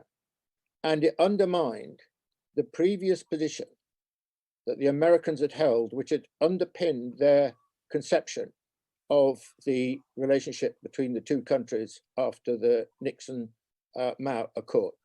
And those 2 propositions were, firstly, that China could never be an serious economic challenger to the United States. And secondly, China's rise was unsustainable because it didn't have a Western-style political system. Well, in 2008, 2009, that period, these positions were undermined. And I think basically the American governing elite began to shift its position and from something different. It now came to regard China not in that kind of potentially benign relationship, but as a threat to American global hegemony. And that process continued and developed, and of course acquired its present meaning with the election of Trump as the president in 2016. And I would characterize that this period and the present as the West, well, the America in particular, to a lesser extent, other parts of the West, as hegemonic angst. They are now, feeling the danger of being displaced. And this brings me to my second point. And that is that what this clearly shows is the inability of the United States as the presiding hegemon in the world to come to terms with the fact that it cannot continue in that position, that it's an unsustainable position, but it cannot bring itself to believe in it because, essentially the American DNA is that country has to be the #1 country in the world. But that is not possible. And we can see that already very clearly in all sorts of ways. But we're going to be witnesses to a very painful process, not just over the next few years, but I would suggest over quite a long period of America writhing, trying to prevent this trend, this inevitable, it seems to me, trend of its displacement as the most powerful country in the world happening. And I wonder whether, if I can just have a moment of more broader historical reflection, I wonder how long it will take the US and other countries like my own UK to come to terms with a world which is no longer Western dominated and Western centric. Hegemons find it very difficult to let go. I mean, even China, you know, if you go back to the late 18th and early 19th century, when China began its decline, it took 150 years really for China to come to terms with a different reality. And I think it's going to take the West, and America in particular, a long time to come to terms with this new sort of reality. Now, where are we now? Well, I think personally, I've come around to the view that we're actually the Cold War has started. It's not the coming Cold War, it started. Of course, the last Cold War lasted a long time, and it goes through many phases. So it's not a static situation. But I think we've now entered the new Cold War. And I think we should expect it to last quite a long time in reality, because the only thing that will bring it to a conclusion is if the United States shift its position. What does that mean? It comes to terms with the reality that it has to share primacy in the world with China. That is really the condition, it seems to me, that's the historical condition that has to change. When the Americans decided to, at 72 hours notice, close the consulate building, Chinese consulate in Houston, my reaction was rather the same as Wang Wen said earlier on. I would not be surprised if the United States doesn't break off diplomatic relations with China well before the presidential election. Of course, this is all part of the theater of Trump's re-election, but I think that is definitely a possibility, taking us back to before 1979, when Carter came to recognize China, give diplomatic relations to China. So my final point is this, and that is, I don't think, but obviously this Cold War will have some of the characteristics of the previous Cold War, and I think that's been illustrated by some of the points that have been made in the discussion. But I don't think it will be a rerun of the last Cold War. And I would say that for various reasons, but I would just like to highlight two reasons why I feel that to be the case. Firstly, China is far stronger than the Soviet Union ever was. The Soviet Union was never a serious economic challenger to the United States. And China is in a totally different position. China is already in some areas already ahead of the United States, and its potential and capacity is much greater than that of the United States. So the United States is faced with a completely different kind of problem in China as compared with the Soviet Union. And the second thing I would like to emphasize is that I don't think that China's response is going to be the same as the Soviet Union's. I mean, I think one of the things I would criticize the Soviet Union for was, to go toe to toe on military expenditure in an arms race with the United States, which it could not afford anyway.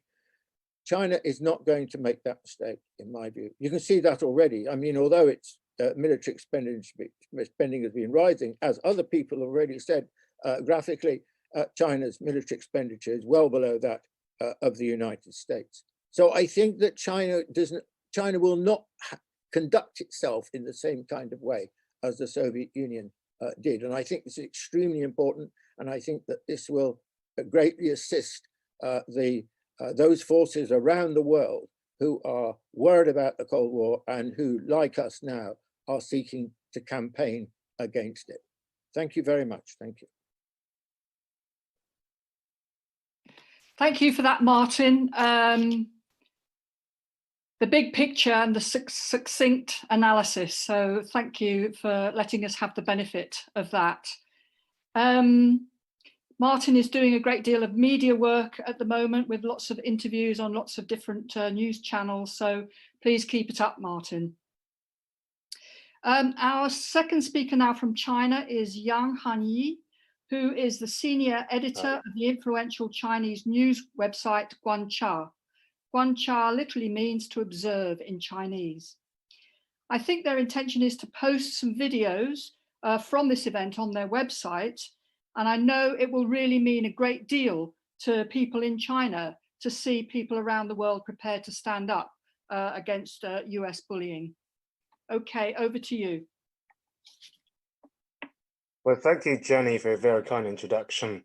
Yes, Guancha literally means observer. So I just want to share with you what I have observed.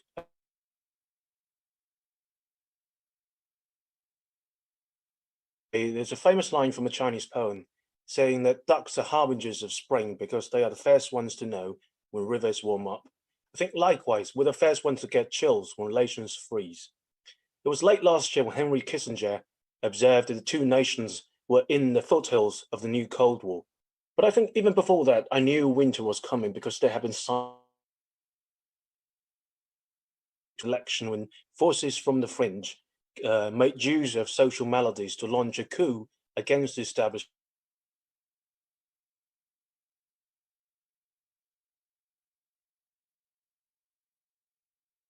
It's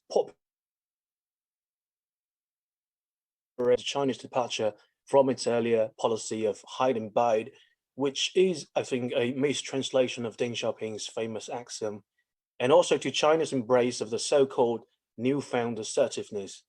Whereas in China, people tend to see it as the result of America's disillusionment with its failure of converting China into a liberal democracy through economic engagement. But no matter how people look at it, no matter how much the voices of reason in both countries want to salvage the situation, I think we ought to frankly acknowledge the fact that the two major countries in the world are going to have an uneasy relationship, featuring heavy competition, deep mistrust, and strong antagonism and limited cooperation. And we are in it for the long haul. 2 months ago, I interviewed Professor John Mearsheimer, a renowned IR theorist from the United States. We examined similarities and differences between the current situation and the Cold War in history. But given his theoretical framework, it was hardly surprising that he bluntly suggested that we are already in the Cold War. Indeed, his assessment is echoed by many realists in China who also view the international system as an iron cage. What really struck me was a stinging remark on how the pandemic has aggravated, not ameliorated the situation as optimists would have assumed. They used to say that China and the United States could put away the differences if there's to be an alien invasion. In a way, the coronavirus is the alien, but it hasn't stopped the bad from getting worse. And people used to argue against the prospect of the Cold War by pointing to greater economic interdependence, lower likelihood of proxy conflicts, absence of diametrically opposed ideologies. While many conditions still hold true, it is alarming to see new realities being actively shaped up by Cold War warriors in the Trump administration. For example, the nature of the rivalry between China and the United States has nothing to do with ideologies. Anyone visiting China is able to spot the endless differences between this country and those that belong to the former Soviet bloc. But this hasn't stopped the likes of Pompeo from singling out and demonizing the CPC. I think this is a highly calculating, well-engineered move aimed at portraying the rivalry as an ideological showdown, thereby reviving the West's fear of Soviet communism, which they hope will work as a call to arms against China. And this is highly dangerous, as it could become a self-fulfilling prophecy, making the already thorny relationship much harder to manage. I think what's of the more groups and figures that were previously considered unorthodox, eccentric, and edgy, even by the American standard. I think that's the nicest way of putting it. By Chinese standard, they're the clowns, traitors, and cultists. But they are now openly invited into policy consultation and decision-making processes, and crowding out seasoned veterans and advocates for engagement. So much that to the extent that there's no bona fide China expert on the team. And the establishment elite knows very well that deep-seated bias and twisted views are hardwired into the minds of those people, but somehow they believe what they can get from the marriage of convenience outweighs the cost of making unsound judgment. And that is insanity. Because though fraught with difficulties, China and US relationship is the single most consequential bilateral relationship in the world. And China understands the future will not be smooth sailing.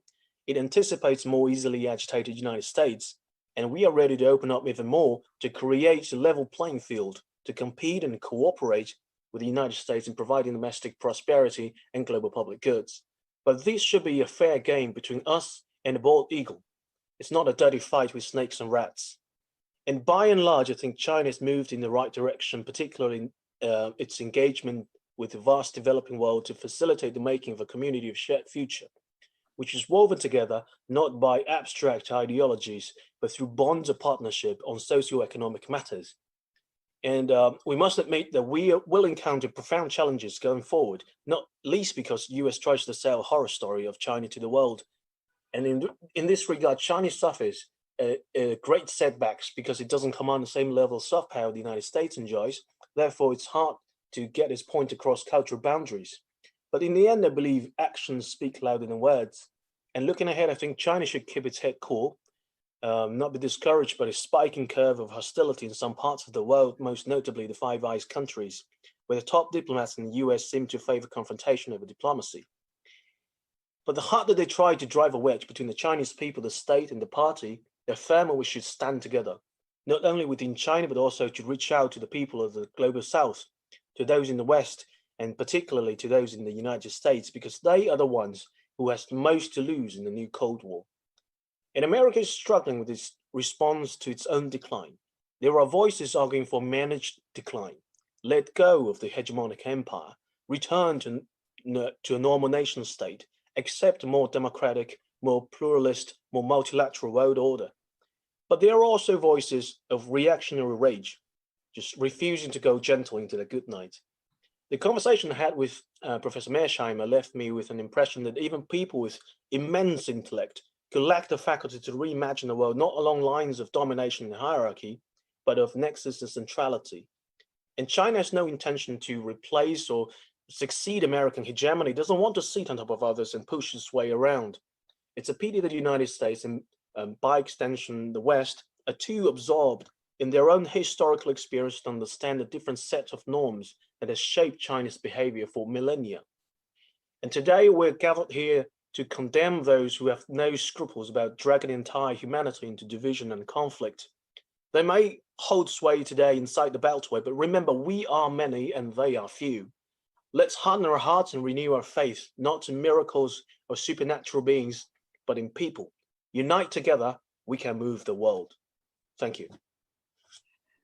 Thanks so much, Hanyi, for those inspiring words, and how important it is for people like yourself to continue to develop China's communications and soft power. Thank you.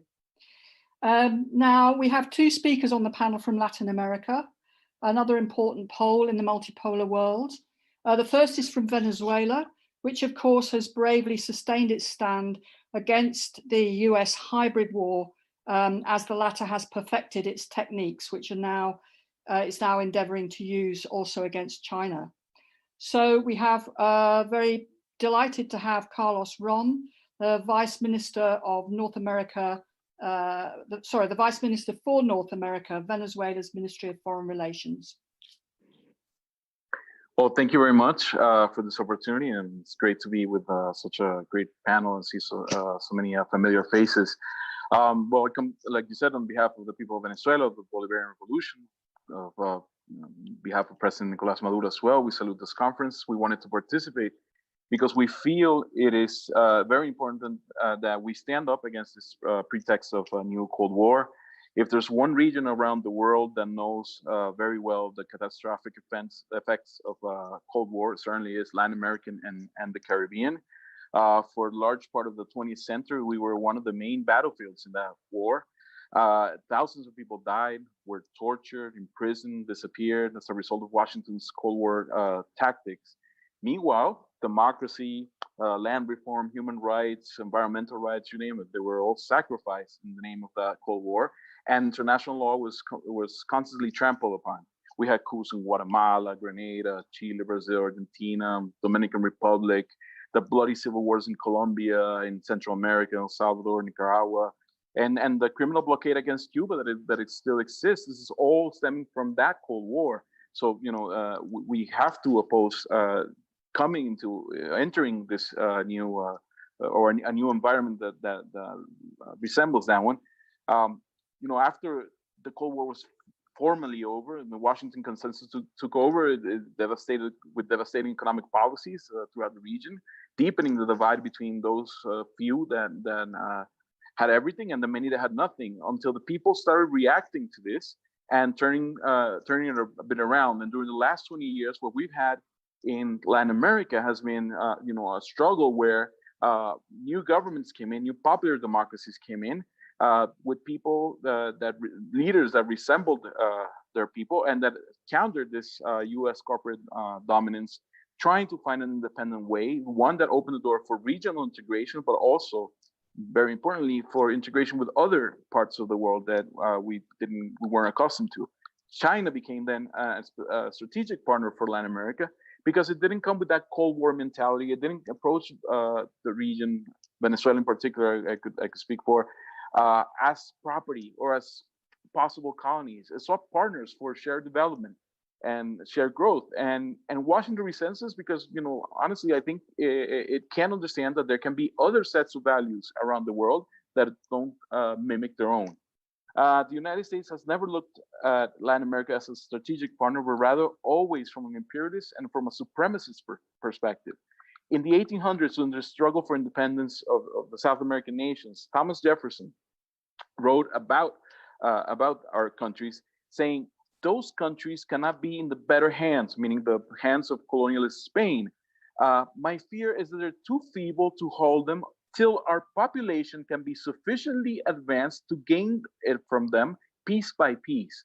So this idea that we are the property of the United States is entrenched into their history, and it became doctrine. It became the Monroe Doctrine, and didn't stay back in the 1800s. It's still here today. And both of Trump's Secretary of State, Tillerson and Pompeo, have invoked the Monroe Doctrine.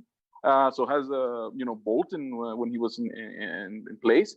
It's particular to say that they wanted to invoke this principle to counter Chinese presence in the region. The thing is, for us, this is really about what the U.S.'s geopolitical competition. This is an issue of self-determination. We in Venezuela, as well as any other Latin American nation, we have the sovereign right to have the relations we consider are beneficial to our people. And no Cold War logic should have a different say. And this is a matter of principle for us.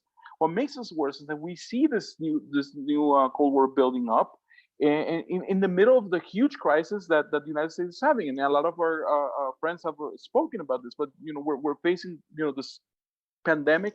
Over 145,000 lives have been lost. More than 40 million people have lost their jobs. And it's disproportionately affecting the poor, the racially discriminated, the homeless, the undocumented workers. And so the United States seeks again to turn this into an issue with a foreign threat, and looks for China. And by the way, it's not only this administration, but you see the discourse of the possible alternative, and they're all trying to exacerbate this shady threat. We have stood up against this vision. We have stood up against this vision of Latin America as a property of the United States, and we're paying the price. And there's a constant, there's a hybrid war against Venezuela with illegal economic sanctions, with the threat of military intervention, with the attempts at diplomatic isolation, the fierce propaganda that talks about the Venezuelan democratic process, and there's no real interest in Venezuela's well-being or the people of Venezuela. If there was, there wouldn't be, blocking of food, medicine from coming in, gasoline, down to this point, as opposed to what we have with China, where with China we have a relationship of cooperation, primarily a relationship of respect. China has been a key ally for us in this COVID-19 crisis. In the middle of this blockade, we've received help from the technical help. We have the teams working here in Venezuela to allow us to to craft up our policies to deal with this. We've had aid. They've offered aid just this week with the vaccines to all of Latin America. So this is a very different concept from the Monroe Doctrine. We wish we could have a working relationship with the United States, one based on respect. But if we're going to start from the Monroe Doctrine, we're going to part from the arrogance and the aggression to think that we are their property, their backyard. It's just impossible. So this is our context from Venezuela. This is why we leave. We have to fight this new Cold War. We call on all nations, we call on people, all movements to stand for peace, to stand for stability, to stand for international law. We have real challenges that we must face together. We have planet that's running out of resources. We have the poverty that could still be turned around if we were somehow focused on that and not on starting a new Cold War. So from Venezuela, we are in solidarity. This is our perspective, and we are in solidarity with all people fighting against this new Cold War, and we say no to new Cold War against China or against any other people. We are here for peace and for brotherly relationships. Thank you very much. Thank you, Carlos, and we're in solidarity with you. I'm sure we all wish the Venezuelan people every strength as they stand up to the United States in this difficult time. Now I'm pleased to introduce our next speaker, who is from Russia. Russia and China have a well-established partnership for peace through a multipolar balance, challenging US dominance with their call for the equality of states. Yuri Tavrovsky is a professor at the Russian People's Relationship University. He's a China expert who has been studying China's history for more than 4 decades, and he has been very quick off the mark, I must say, in authoring a new book, America Against China, Cold War in Times of Coronavirus. Over to you, Yuri. Hello, everyone. I used to be a Cold War warrior myself. Not a wolf warrior, but rather a bear warrior. In the 70s, I was writing commentaries, news for Radio Moscow Chinese service. And in the late 80s, I was coordinating Soviet propaganda on China and to China in the ideology department of the Communist Party Central Committee. In 1989, it was a great pleasure to take part in ending the Soviet-Chinese Cold War, when I accompanied Mikhail Gorbachev, Secretary General of the Communist Party, on his historic visit to Beijing. The propaganda war was generously funded, but much more resources were spent on the military build-up along the border with China. My country had to prepare at that time for hot wars on both Eastern and Western fronts. And all this contributed in the collapse of the Soviet Union, even without a real war. That initial first Cold War was on the brink of nuclear confrontation several times, not only during the Cuban Missile Crisis in 1962, but also in 1963, when President John Kennedy planned a preemptive strike against China to stop its nuclear program from fruition. Kennedy even offered Moscow to bomb the Lopnor test site together. In 1969, Moscow was going to punish Chinese adventurers with a nuclear strike after clashes on the border between the two countries. The new Cold War was started by the United States against China only a couple of years ago, but develops with a threatening, unprecedented speed. It is further destabilizing the global security, already suffering from Russo-American confrontation, Russo-American Cold War, which is going on. America apparently wants to have two Cold Wars at the same time. It is harmful to the world's stability, but also contrary to their own strategic interests. Confrontation on two fronts has ended badly for Germany and Japan in the 40s and for the Soviet Union in the 90s. We in Russia have learned the lesson and do not want to join one more Cold War. What we want is to see a multipolar and stable world successfully dealing with extremely serious common issues which confront it, such as arms control, climate change, control of pandemics, and economic development. Therefore, I strongly support the main idea of this meeting, of this webinar. A new Cold War against China is against the interests of humanity. Thank you very much.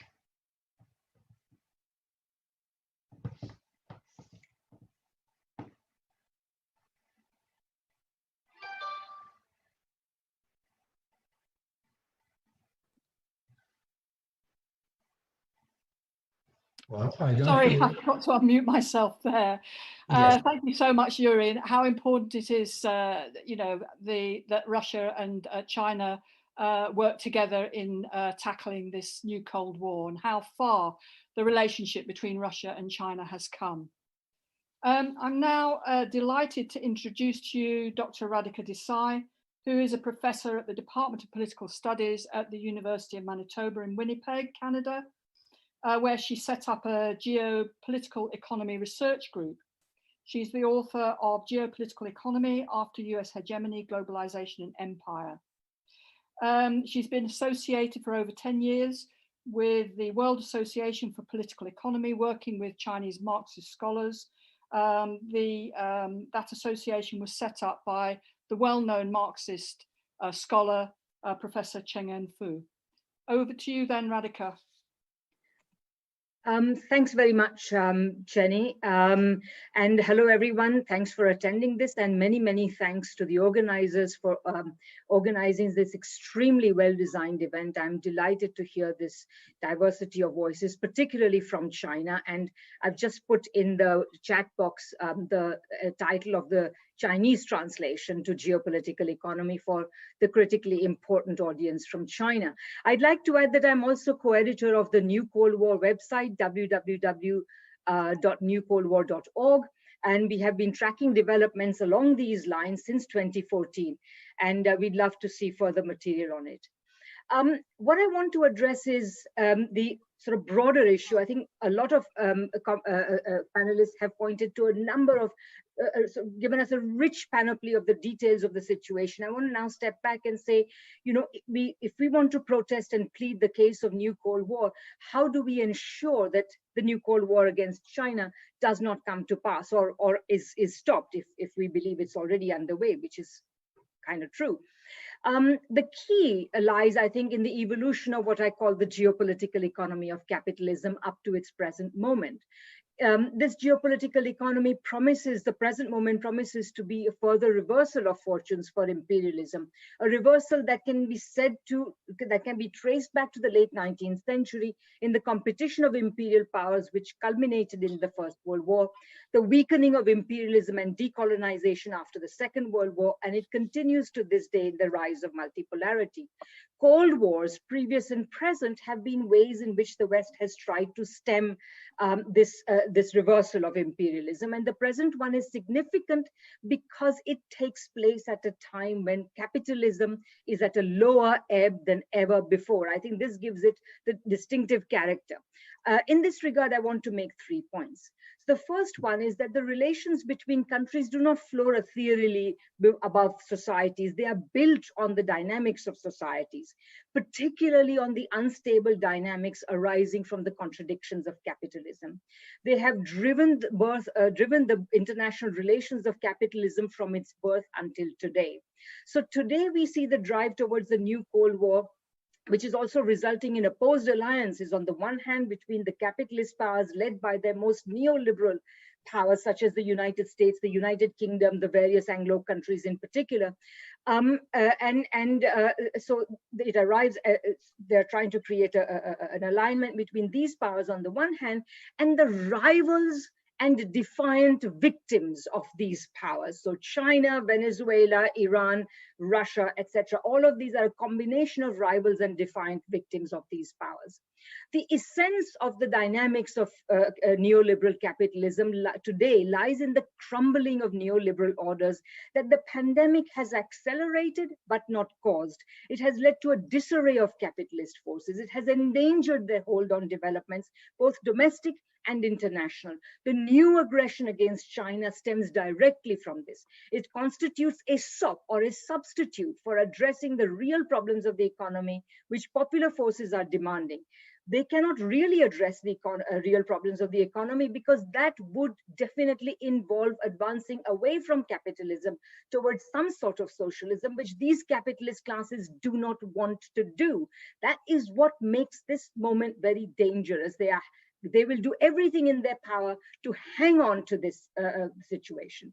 Only two things can stop this, and they probably have to work in combination. One is the deft management of this danger by China, and I'll tell you why I think it can do that, and by China's allies, and by progressive politics in the US and other imperialist countries. So popular forces in neoliberal countries can play a critical role. In order to understand why and how their role can be played, I come to my second point. Imperialism has historically benefited the working classes of the imperial core, but its reversal has the promise of benefiting them even more. So Lenin was not wrong when he talked about the labor aristocracy in imperialist countries. However, the benefits they derive from being a labor aristocrats in imperialist societies are nothing compared to what they stand to gain from the reversal of imperialism. Let me just give you two examples. Take Roosevelt. He is known for the New Deal as a sort of, a period of, alleviation of the condition of working classes. But he also launched the Good Neighbor policy. It involved a softening of the US stance towards Latin America, and it was part of a larger reorientation of American foreign policy, which included the establishment of relations with the Soviet Union, against which up to that point, the US had been conducting an unremitting war to try to overturn the fledgling revolution. So these were the international equivalents of the Green New Deal. They went together and became policy only when the Great Depression brought US capitalism to its knees. The US was the worst sufferer of the Great Depression.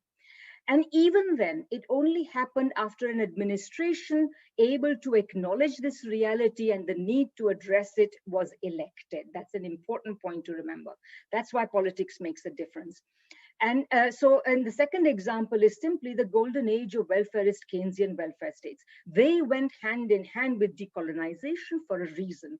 It is because of the reversal of imperialism, which narrowed the options of ruling classes at home, that domestic investment and domestic consumption became more important than it could be for countries with ample colonies. So I think that in this way, the anti-imperialism and working class movements have a stronger bond than the labor aristocracy thesis, which is not untrue, underlines, and that involves a whole bunch of things there.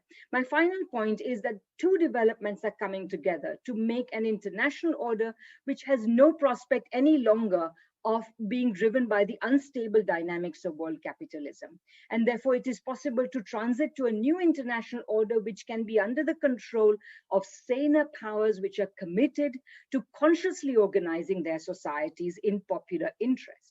But to get there, we have to stop the new Cold War being sponsored by the neoliberal capitalist interest and in the core neoliberal countries, and we must undermine their power. So I think going into the future, I think we may also see, as we are already beginning to see, a division between the very strictly neoliberal, largely Anglo-American countries, and on the other hand, say continental Europe, which may well choose to go another way. Okay, so a couple of sub-points here. The disarray of neoliberalism means that more and more capitalism is not going to be able to deliver. It's going to be a no-show at major problems. So more and more societies will have to think about organizing their productive activities consciously. And by this, I mean including the neoliberal societies, particularly the neoliberal societies. The more democratically they do it, the more they will lay claim to be socialist or to be on a socialist path. However, this cannot happen unless the left in these countries once again begins to think about planning and organizing economies, something they have neglected to do for decades. This neglect, which includes fantasizing about, decentralized small unit capitalism without planning or whatever. This neglect has permitted them to be uncritically critical of actual attempts to build socialism, whether in the USSR and the Eastern Bloc or today in China, Cuba, or Vietnam, etc. Actual responsibility for building an alternative to capitalism will compel them to learn from these attempts. They are not perfect, but responsible critique of their limitations will be necessary and can only help the people of those countries as well. That is to say, the countries already on a socialist path. But engagement must replace dismissal, the dismissal that has reigned so far. So finally, the rise of this society, the Communist Party state that is poised to be the leading power, although I agree with the point that is made that it does not seek to replace the alleged hegemony of the United States. This opens the door to saner international relations of mutual benefit between sovereign countries, a sort of pluripolar world, as Hugo Chavez would have said, sovereign countries who will promote the popular interests each in their own way. And China's ability to lead rests on the beneficial economic pull it exerts on its neighbors. As the late and much missed Jude Woodward pointed out in her book, The US versus China, Asia's New Cold War. China can counteract the largely symbolic rewards the US and the West can offer because it has something much more substantial to offer. Its economic magnetism is going to play an important role and is already permitting China to respond in a saner way because it is less threatened, it is more confident. Capitalism is much weaker today than before, and China has built her strengths. China has built a house of bricks, not a house of straw or whatever that can easily be blown down. Thank you very much. Okay, thanks, Radhika. It's really important to have your political economy input, which helps us to think about the way ahead. So thanks very much for that. Now, our penultimate speaker is from Brazil. Elias Jabor is an associate professor at Rio de Janeiro State University's Economic Science College. He's written about China's economic reforms and relations with Latin America. So, Elias, we're very keen to hear your views on current events. So please go ahead. Thank you too much. First of all, I would like to thank the organizers of this important event for the invitation. I'm honored to be beside the great scholars and activists from different countries. I send a brotherly hug to my friends Fiona Edwards and John Ross and the Chiao Collective, and the great Indian Marxist scholar Vijay Prashad. Directly from Brazil, I send my greetings to the Chinese people, the Communist Party of China, and the lovers of the peace and progress of all countries. I speak maybe directly from probably the worst place to live in the world. I speak from Brazil, a place governed by an intimate ally of Donald Trump, and which is already the second country in the world most affected country in the world by the coronavirus. The deliberate policy of a genocide against the poor people is being consciously carried out by Brazilian government. I repeat, Brazil is probably the worst place to live in the world today. And Brazil, I repeat again, is the unconditional ally of imperialism in the world. Brazil now is like Israel of Latin America.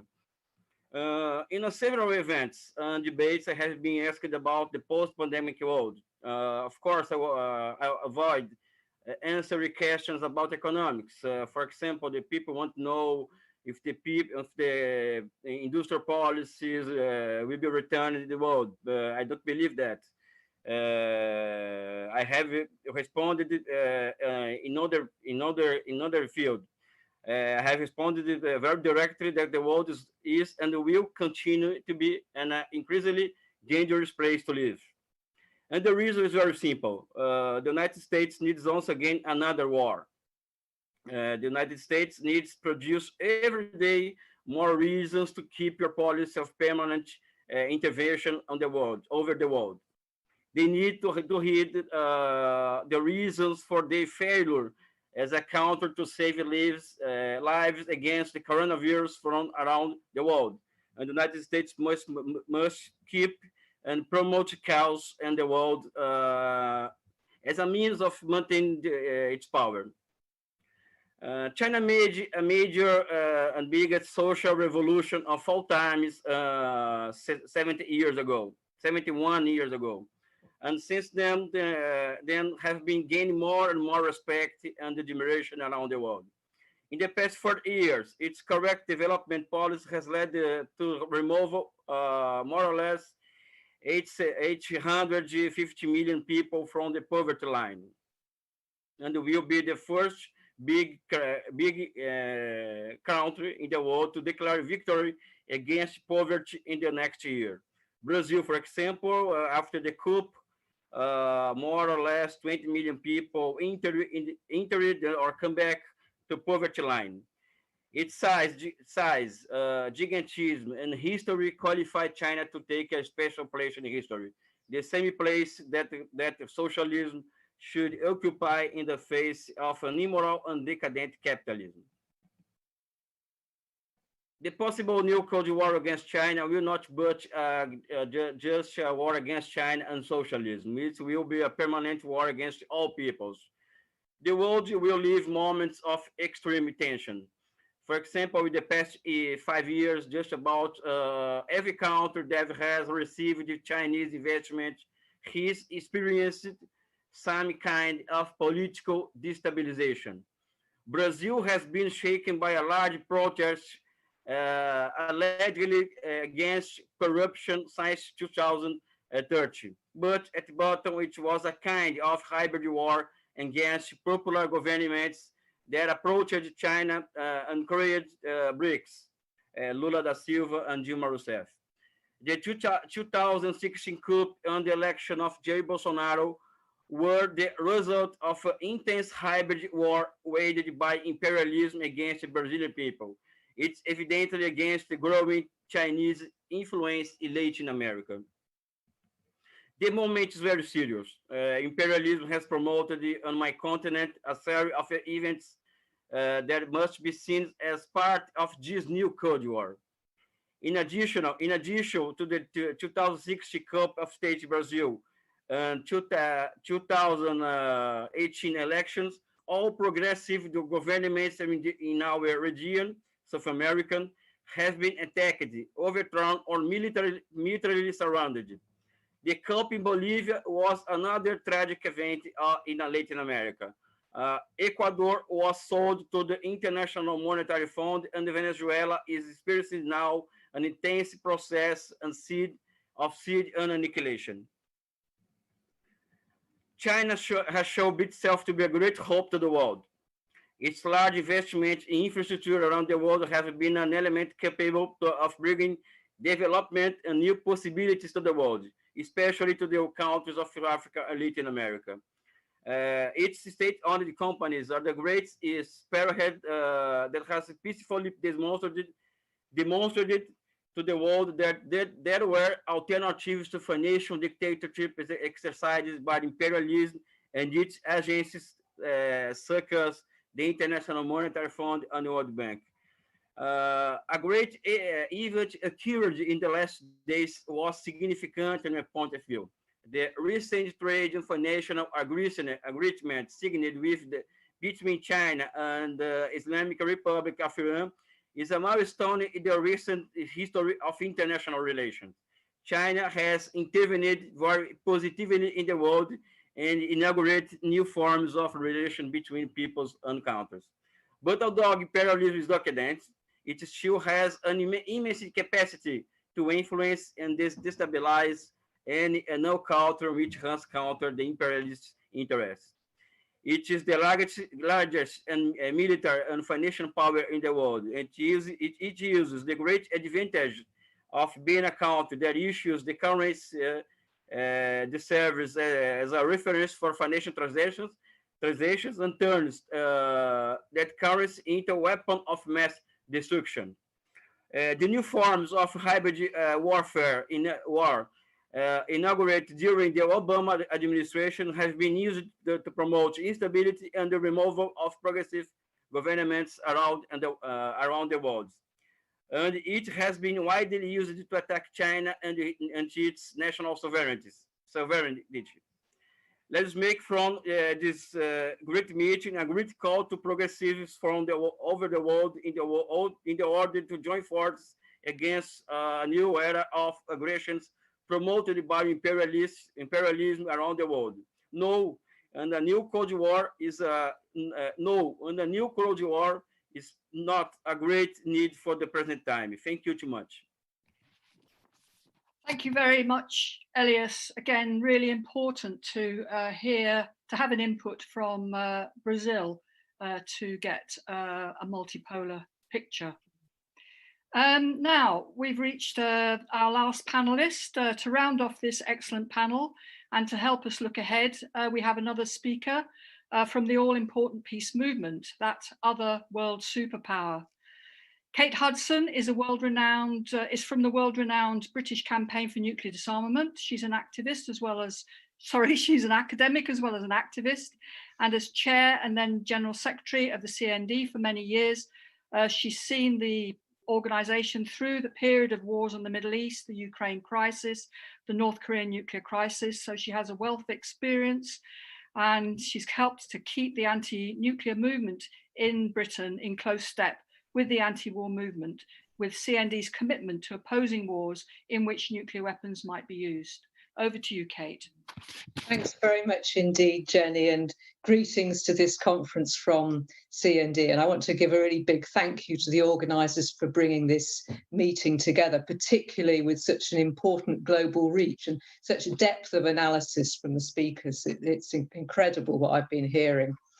As Jenny said, CND is active in the anti-war movement nationally and internationally.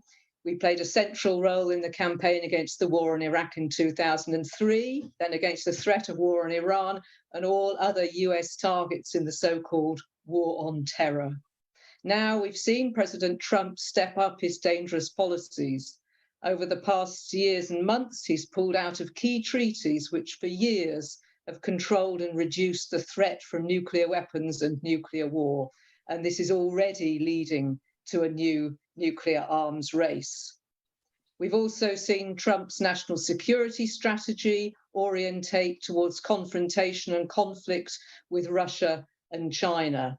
And at the same time as he produced that strategy, he also published his new nuclear posture review, where he talked about a new generation of usable nuclear weapons.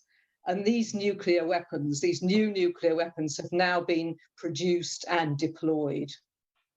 So if you take these policies together of conflict with Russia and China and usable nuclear weapons, then you're looking at really a very dangerous situation. And you may remember that when Trump was campaigning to get into the White House, he asked, well, why can't we use nuclear weapons? We've got them. And of course, we know it's because nuclear war will kill us all and threaten the very future of humanity. But I don't trust Trump to have understood that lesson, and I don't trust his finger on the nuclear button. CND opposes the Cold War on China, and we strongly believe that we must work now to prevent a hot war, a fighting war on China. This is the greatest threat to peace and justice in the world today. And I'm proud to say that we work alongside peace campaigns in the United States. It's really good to see our great friend Medea Benjamin here today, and alongside all those across the world fighting against war. Together with our partners in Britain, the Stop the War Coalition in particular, we will be putting pressure on our government to change their policy. away from their craven support for Trump's war policies. And stopping the UK aircraft carrier going to the South China Sea will be a start. I'm very pleased to report that this morning at its meeting, C&D National Council voted an emergency motion to work in the international peace movement to build worldwide opposition to war on China. That is our pledge.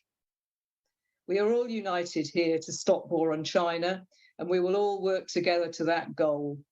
So thank you to everyone involved today. Let's do everything we can to build this movement, to build it internationally through all forms of organisation. And I look forward to the next steps in this initiative together. Thank you very much. Thanks so much for that, Kate, and that inspiring backdrop, a colourful backdrop. So this brings us to the end of the panel contributions. It's been absolutely fantastic, a truly wide-ranging discussion. We've explored the various aspects of the US strategy, the Indo-Pacific, the Five Eyes, the US media, the nuclear and military buildup. We've discussed how close, well, how much things may deteriorate, how rapidly things may deteriorate, and how dangerous the situation is. And we've also gained a multipolar perspective. So the great range, depth and breadth of analysis has really provided a very strong basis from which to build forward. So I thank all of the speakers for their insights and contributions. And it just remains for me to wind up and to look ahead. Clearly, we're facing the prospect of a prolonged attack from the US against China, which is likely to dominate the global affairs for years to come. Today's meeting is just the start of what needs to be a concerted international campaign against the new Cold War.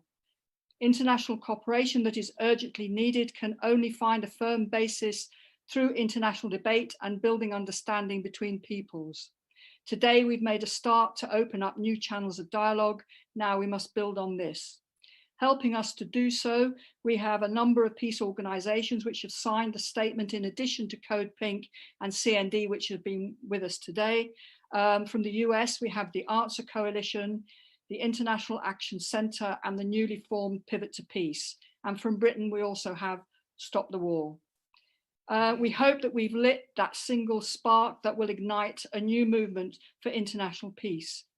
And we now aim to reach out more widely. As we do so, I think we should recall those opening words of the preface on which the UN was founded 75 years ago.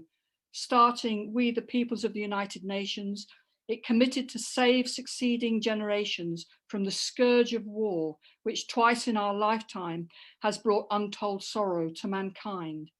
That world of the United Nations were never allowed to be, blocked and divided as it was by the last Cold War. We cannot allow another conflict between major powers, now nuclear armed, to unravel. When the international peace movement mobilized against the Iraq war, we all believed that another world was possible. The stark reality is now that none of our critical common problems can be faced without peace. There's no time to be lost. It's up to us now to bring into being that original conception of the United Nations, of a world based not on the absolute dominance of military power, but on the common security for all. To finish, I'd like to invite everyone watching to sign up to the organizer's statement. A new Cold War against China is against the interests of humanity, which is available on the website nocoldwar.org. Please spread the word and encourage others to sign it, individuals and organizations alike. Please look at the website nocoldwar.org for information on future meetings and other initiatives. And please follow the international campaign on Twitter and Facebook to keep up to date and to spread the word. Videos from this meeting will be available soon on the No New Cold War YouTube channel. I'm sure I won't be the only one who'll be watching this again for the so many valuable points.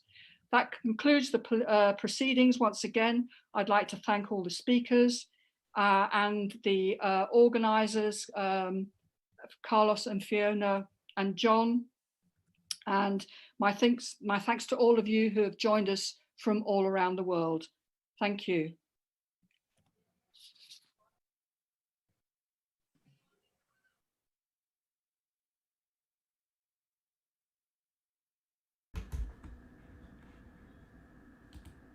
Bueno, de esta forma pues finaliza esta sesión, que básicamente es un llamado a la no Guerra Fría en Colombia. Entonces voy a leer, estaba leyendo al principio, pero no alcancé a leer todo lo que está en el website. Si ustedes siguen aquí esta dirección, nocoldwar.org,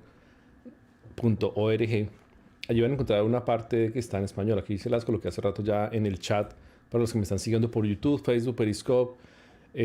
O sea, Twitter también, está en BK, en OK de Rusia, esos dos servidores de más de 700 millones de usuarios, y de África, que es un servidor de Corea del Sur. Básicamente el tema de hoy, pues para los que se acaban de conectar, básicamente se refiere a esto. Esta organización nocoldwar.org es la que en este momento nos está abriendo los ojos sobre lo que está pasando respecto a las decisiones que ha tomado Estados Unidos en contra de China.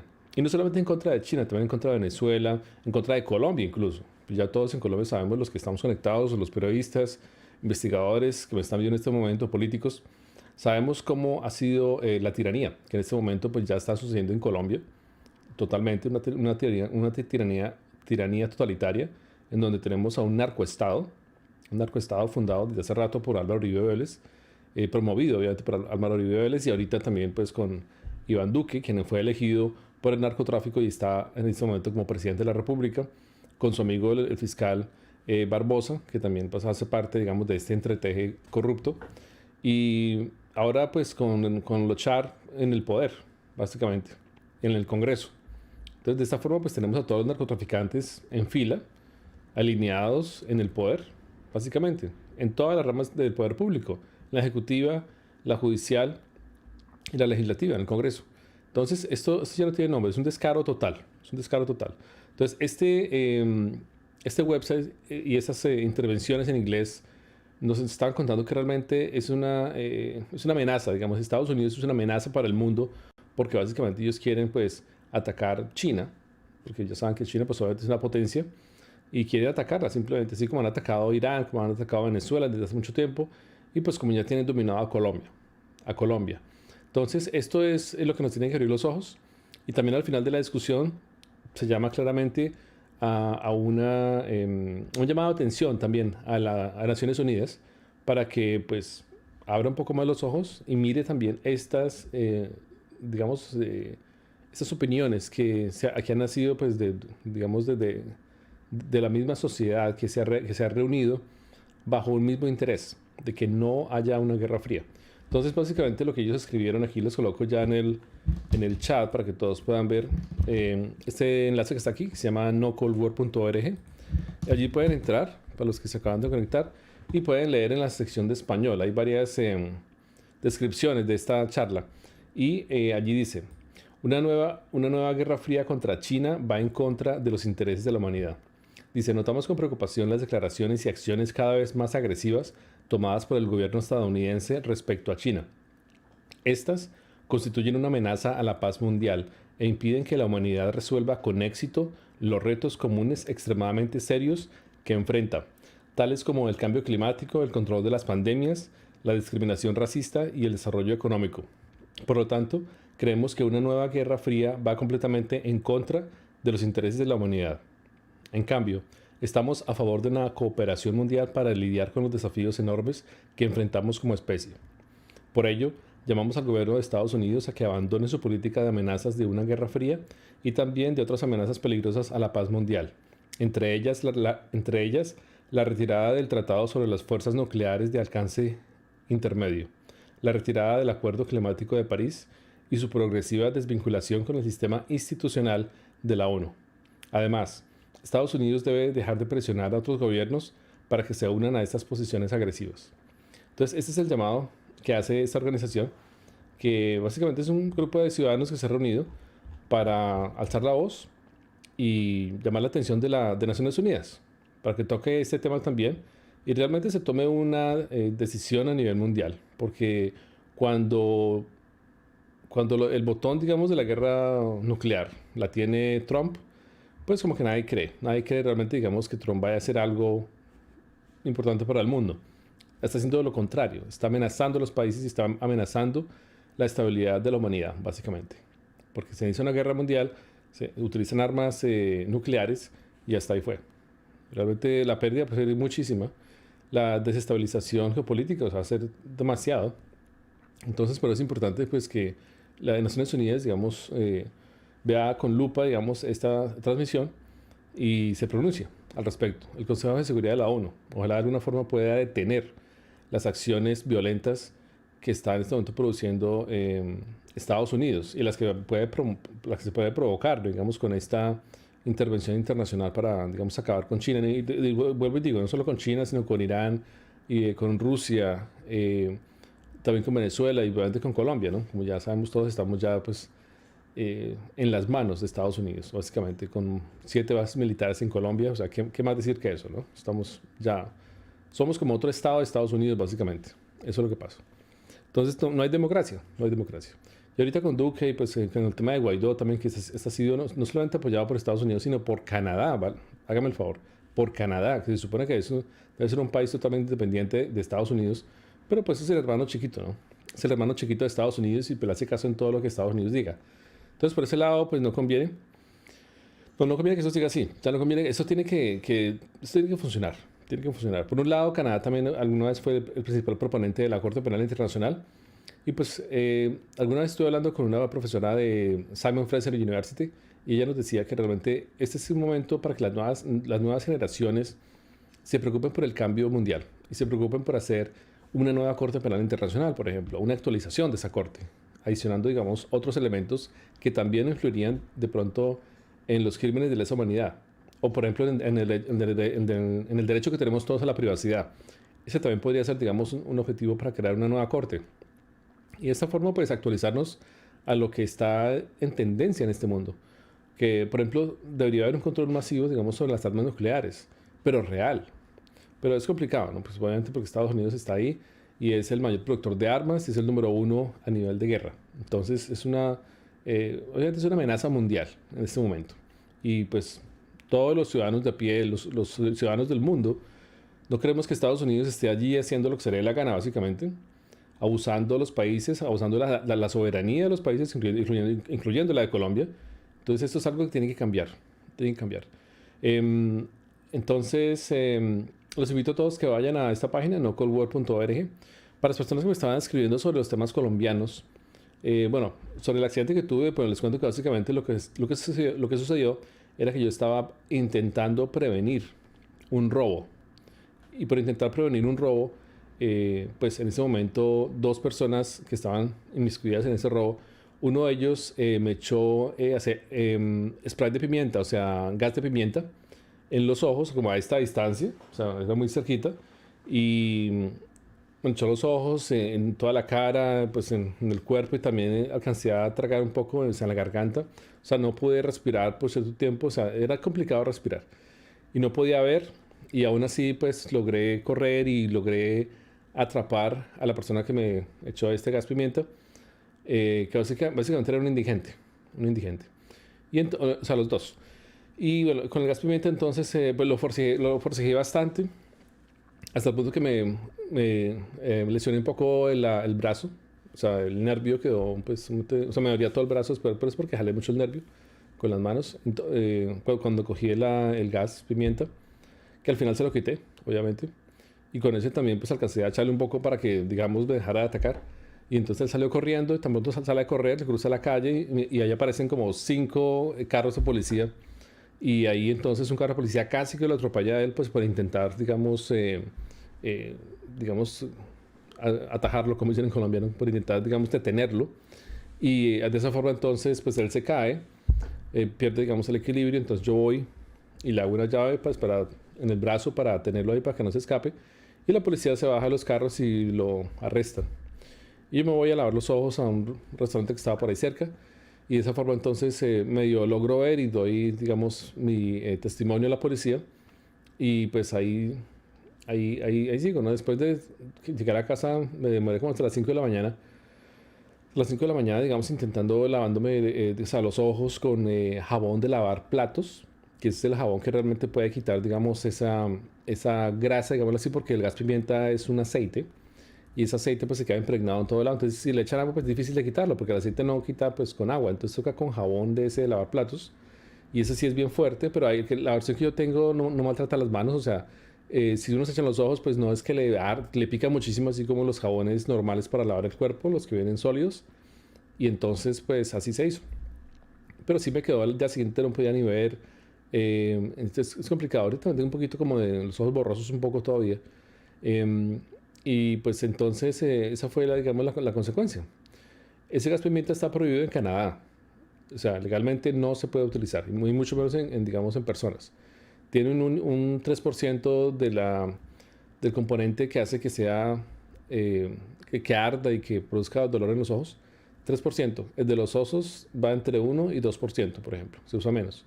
Pero igual se usa para, pues, digamos, echar a los osos cuando llegan cerca a uno para que no le hagan daño, ¿no? Entonces, ese es el uso de ese gas pimienta, pero entonces utilizarlo entre humanos, pues obviamente no es legal en Canadá. Y por eso, pues entonces esa persona fue arrestada por asalto y por robo. Entonces, así fue las consecuencias. Pues como digo, al final pues lo logré ahí atrapar, ya estando, uno casi no puede ver porque uno queda casi ciego, que uno puede ver y si está, digamos, parpadeando cada ratico porque es que es muy doloroso y arde muchísimo. Entonces, con todo eso lo logré detener. La policía incluso quedó sorprendida que pude haber hecho eso.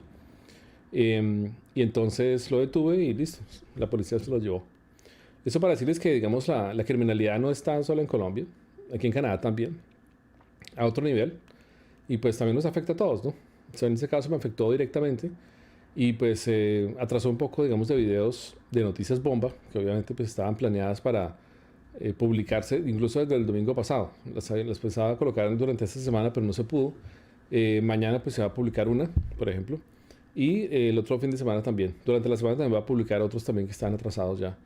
Hay material, mucho trabajo digamos, por investigar, pero pues ahí ya tenemos algunos.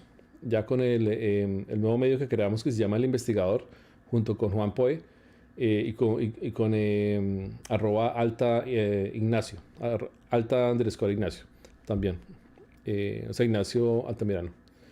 Entonces, sí, esta es, digamos, como lo que ha pasado. De lo que pasó ayer también con el Matarife, realmente ellos pues bloquearon la cuenta de @matarifeco y también bloquearon el video que supuestamente debían de transmitir ayer.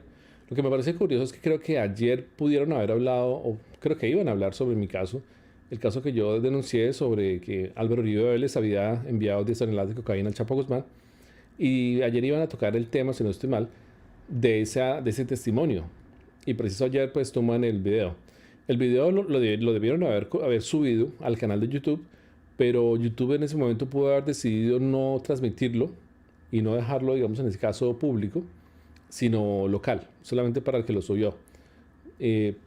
Pueden alegar que hubo violación a las normas de uso de YouTube, así como me sucedió a mí en el 2012. Cuando hice una recopilación de noticias y de evidencias, digámoslo así, durante, digamos, 7 meses, que, digamos, abarcaba 9 años en ese momento, y ese video me lo tumbaron. Y eso fue 6 días antes de la indagatoria que se le estaba haciendo a Luis Camilo Osorio. Luis Camilo Osorio Sasa, que fue el fiscal general de Colombia en el 2001-2002.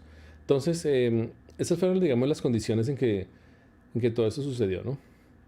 Pero bueno, digamos, el caso es que, o sea, eso tiene que seguir. O sea, las personas que están pendientes, digamos, en las redes sociales, en que Matarife vuelva, pues, digamos, para hacer la apelación tanto en YouTube como en Twitter se demora un par de días.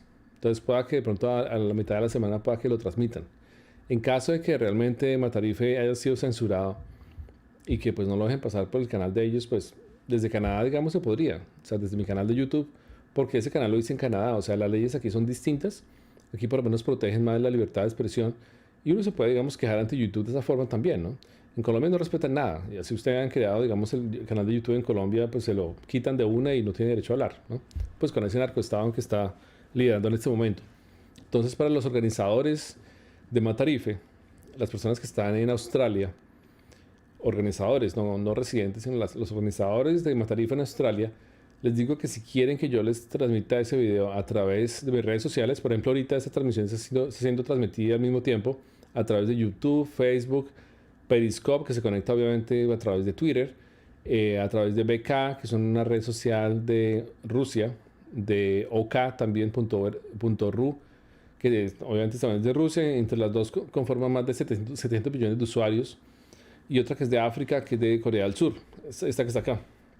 Entonces, ahí tiene, digamos, bastantes redes para que el video quede allí. De hecho, en las redes sociales de Rusia también queda el enlace, queda como un enlace de YouTube, y ese enlace se puede, digamos, compartir con todo el mundo.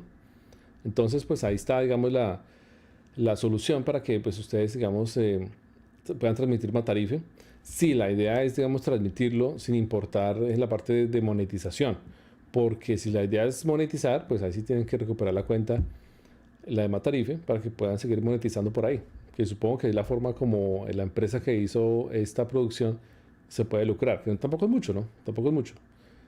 Creo que más o menos 4 millones de vistas son más o menos como $4.000 aproximadamente. Entonces, pues tampoco es que sea mucha plata, digamos, monetizando, pero la idea es que si al principio habían dicho que esto se iba a transmitir por WhatsApp, pues que lo hagan, ¿no? Que lo hagan, porque esa fue una estrategia también, ¿no? Entonces, transmitir a través de WhatsApp y también que la transmiten a través de otras redes sociales como Telegram. Y así pues con eso todo el mundo sabe, y pues el que tenga el video lo publica en YouTube, lo publica en Facebook, en todo lado, para que se sepa la verdad. Entonces, pues esa es la invitación a los organizadores de Matarife. Por el momento, pues si algo les puede ayudar a nivel técnico o de cómo poder, digamos, desbloquearse por un lado, pues me dicen y yo les comparto lo que yo he experimentado cuando me han bloqueado a mí el canal de YouTube. Entonces, eso es. Sí, bueno, entonces está mirando comentarios por allí. Si alguien tiene más comentarios, pues ahí estoy. La gente dice ayúdanos, Richard, desde Periscope. Estoy haciendo todo lo posible, pues digamos, para que eso pase desde el punto de vista de la investigación. Con Juan Poe y con Ignacio Altamirano estamos haciendo unas buenas investigaciones que ya pues el país va a saber. El país va a saber. Es bastante interesante lo que va a pasar en Colombia ahora con los resultados y con los efectos de esas grandes investigaciones que se están haciendo. Toma tiempo, hay una gran sorpresa para el próximo fin de semana, que ya durante esta semana se va, digamos, a oficializar, digamos, el lanzamiento de esa noticia. Mañana se va a publicar otra noticia también. Entonces, pues, sí, ahí estamos pendientes. Entonces, estén pendientes de mis redes sociales. Para las personas que no entendieron la sesión de hoy, porque toda fue en inglés, la idea era principal tener, digamos, esa versión en inglés, al menos una copia, porque estoy seguro que a ellos les van a tumbar el canal de YouTube, así como lo tumbaron en Matarife, a ellos también. Entonces yo dije, no, es mejor tener una copia, por lo menos en mi canal, para que la gente que quiera ver después, pues por lo menos se conecte aquí y pueda tener esa copia, ¿no?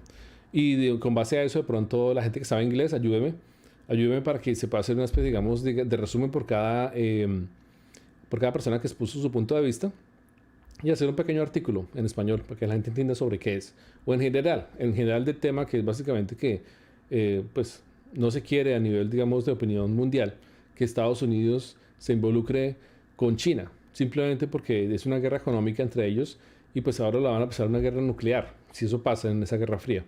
Entonces, pues eso es la idea, que Estados Unidos ya deje la arrogancia, esté como su país allá quietico y no se meta con el resto de la gente, porque el mundo está enfurecido. El mundo no quiere, obviamente, que haya esa monopolización. Si antes fueron los españoles, pues ahora es Estados Unidos quien se la vive montando a todo el mundo, ¿no? Básicamente, eso es lo que pasa. Entonces, pues la idea es que pues se controle y deje vivir el mundo. Deje vivir el mundo. Si China es más poderoso ahorita que Estados Unidos, pues ¿para qué se dejó? ¿Sí o no? Estados Unidos tuvo la oportunidad de ser grande, pero pues China tiene, digamos, un mejor sistema de desarrollo. Entonces, pues, si eso pasa así, pues no es culpa, en este caso de China, de que Estados Unidos esté subdesarrollado y que no haya puesto cuidado cuando China avisó lo del coronavirus, y Estados Unidos, después de 3 meses o más, vino como a tomar acciones al respecto. Entonces, eso ya es decisión de Estados Unidos, sabiendo ya que todos sabemos que el virus comenzó en Estados Unidos y no en China. Eso es lo que le quieren hacer creer a todo el mundo. Entonces, bueno, eso es básicamente lo que les tenía que decir. Entonces, pues estén pendientes de mis redes sociales esta semana, sobre todo mañana y el otro fin de semana también. estaremos publicando varias informaciones muy importantes para pues, el destino de Colombia también. Yo pienso que va a ser exactamente eso. Bueno, entonces los dejo por hoy. Gracias a todos por conectarse. Voy a ver cuántas personas están conectadas después de ya cuántas horas. 2 horas 40 minutos de transmisión. Hay 176 personas en YouTube, 38 en Facebook y aproximadamente como 50 tal vez en Periscope. No lo tengo aquí abierto, pero es básicamente eso.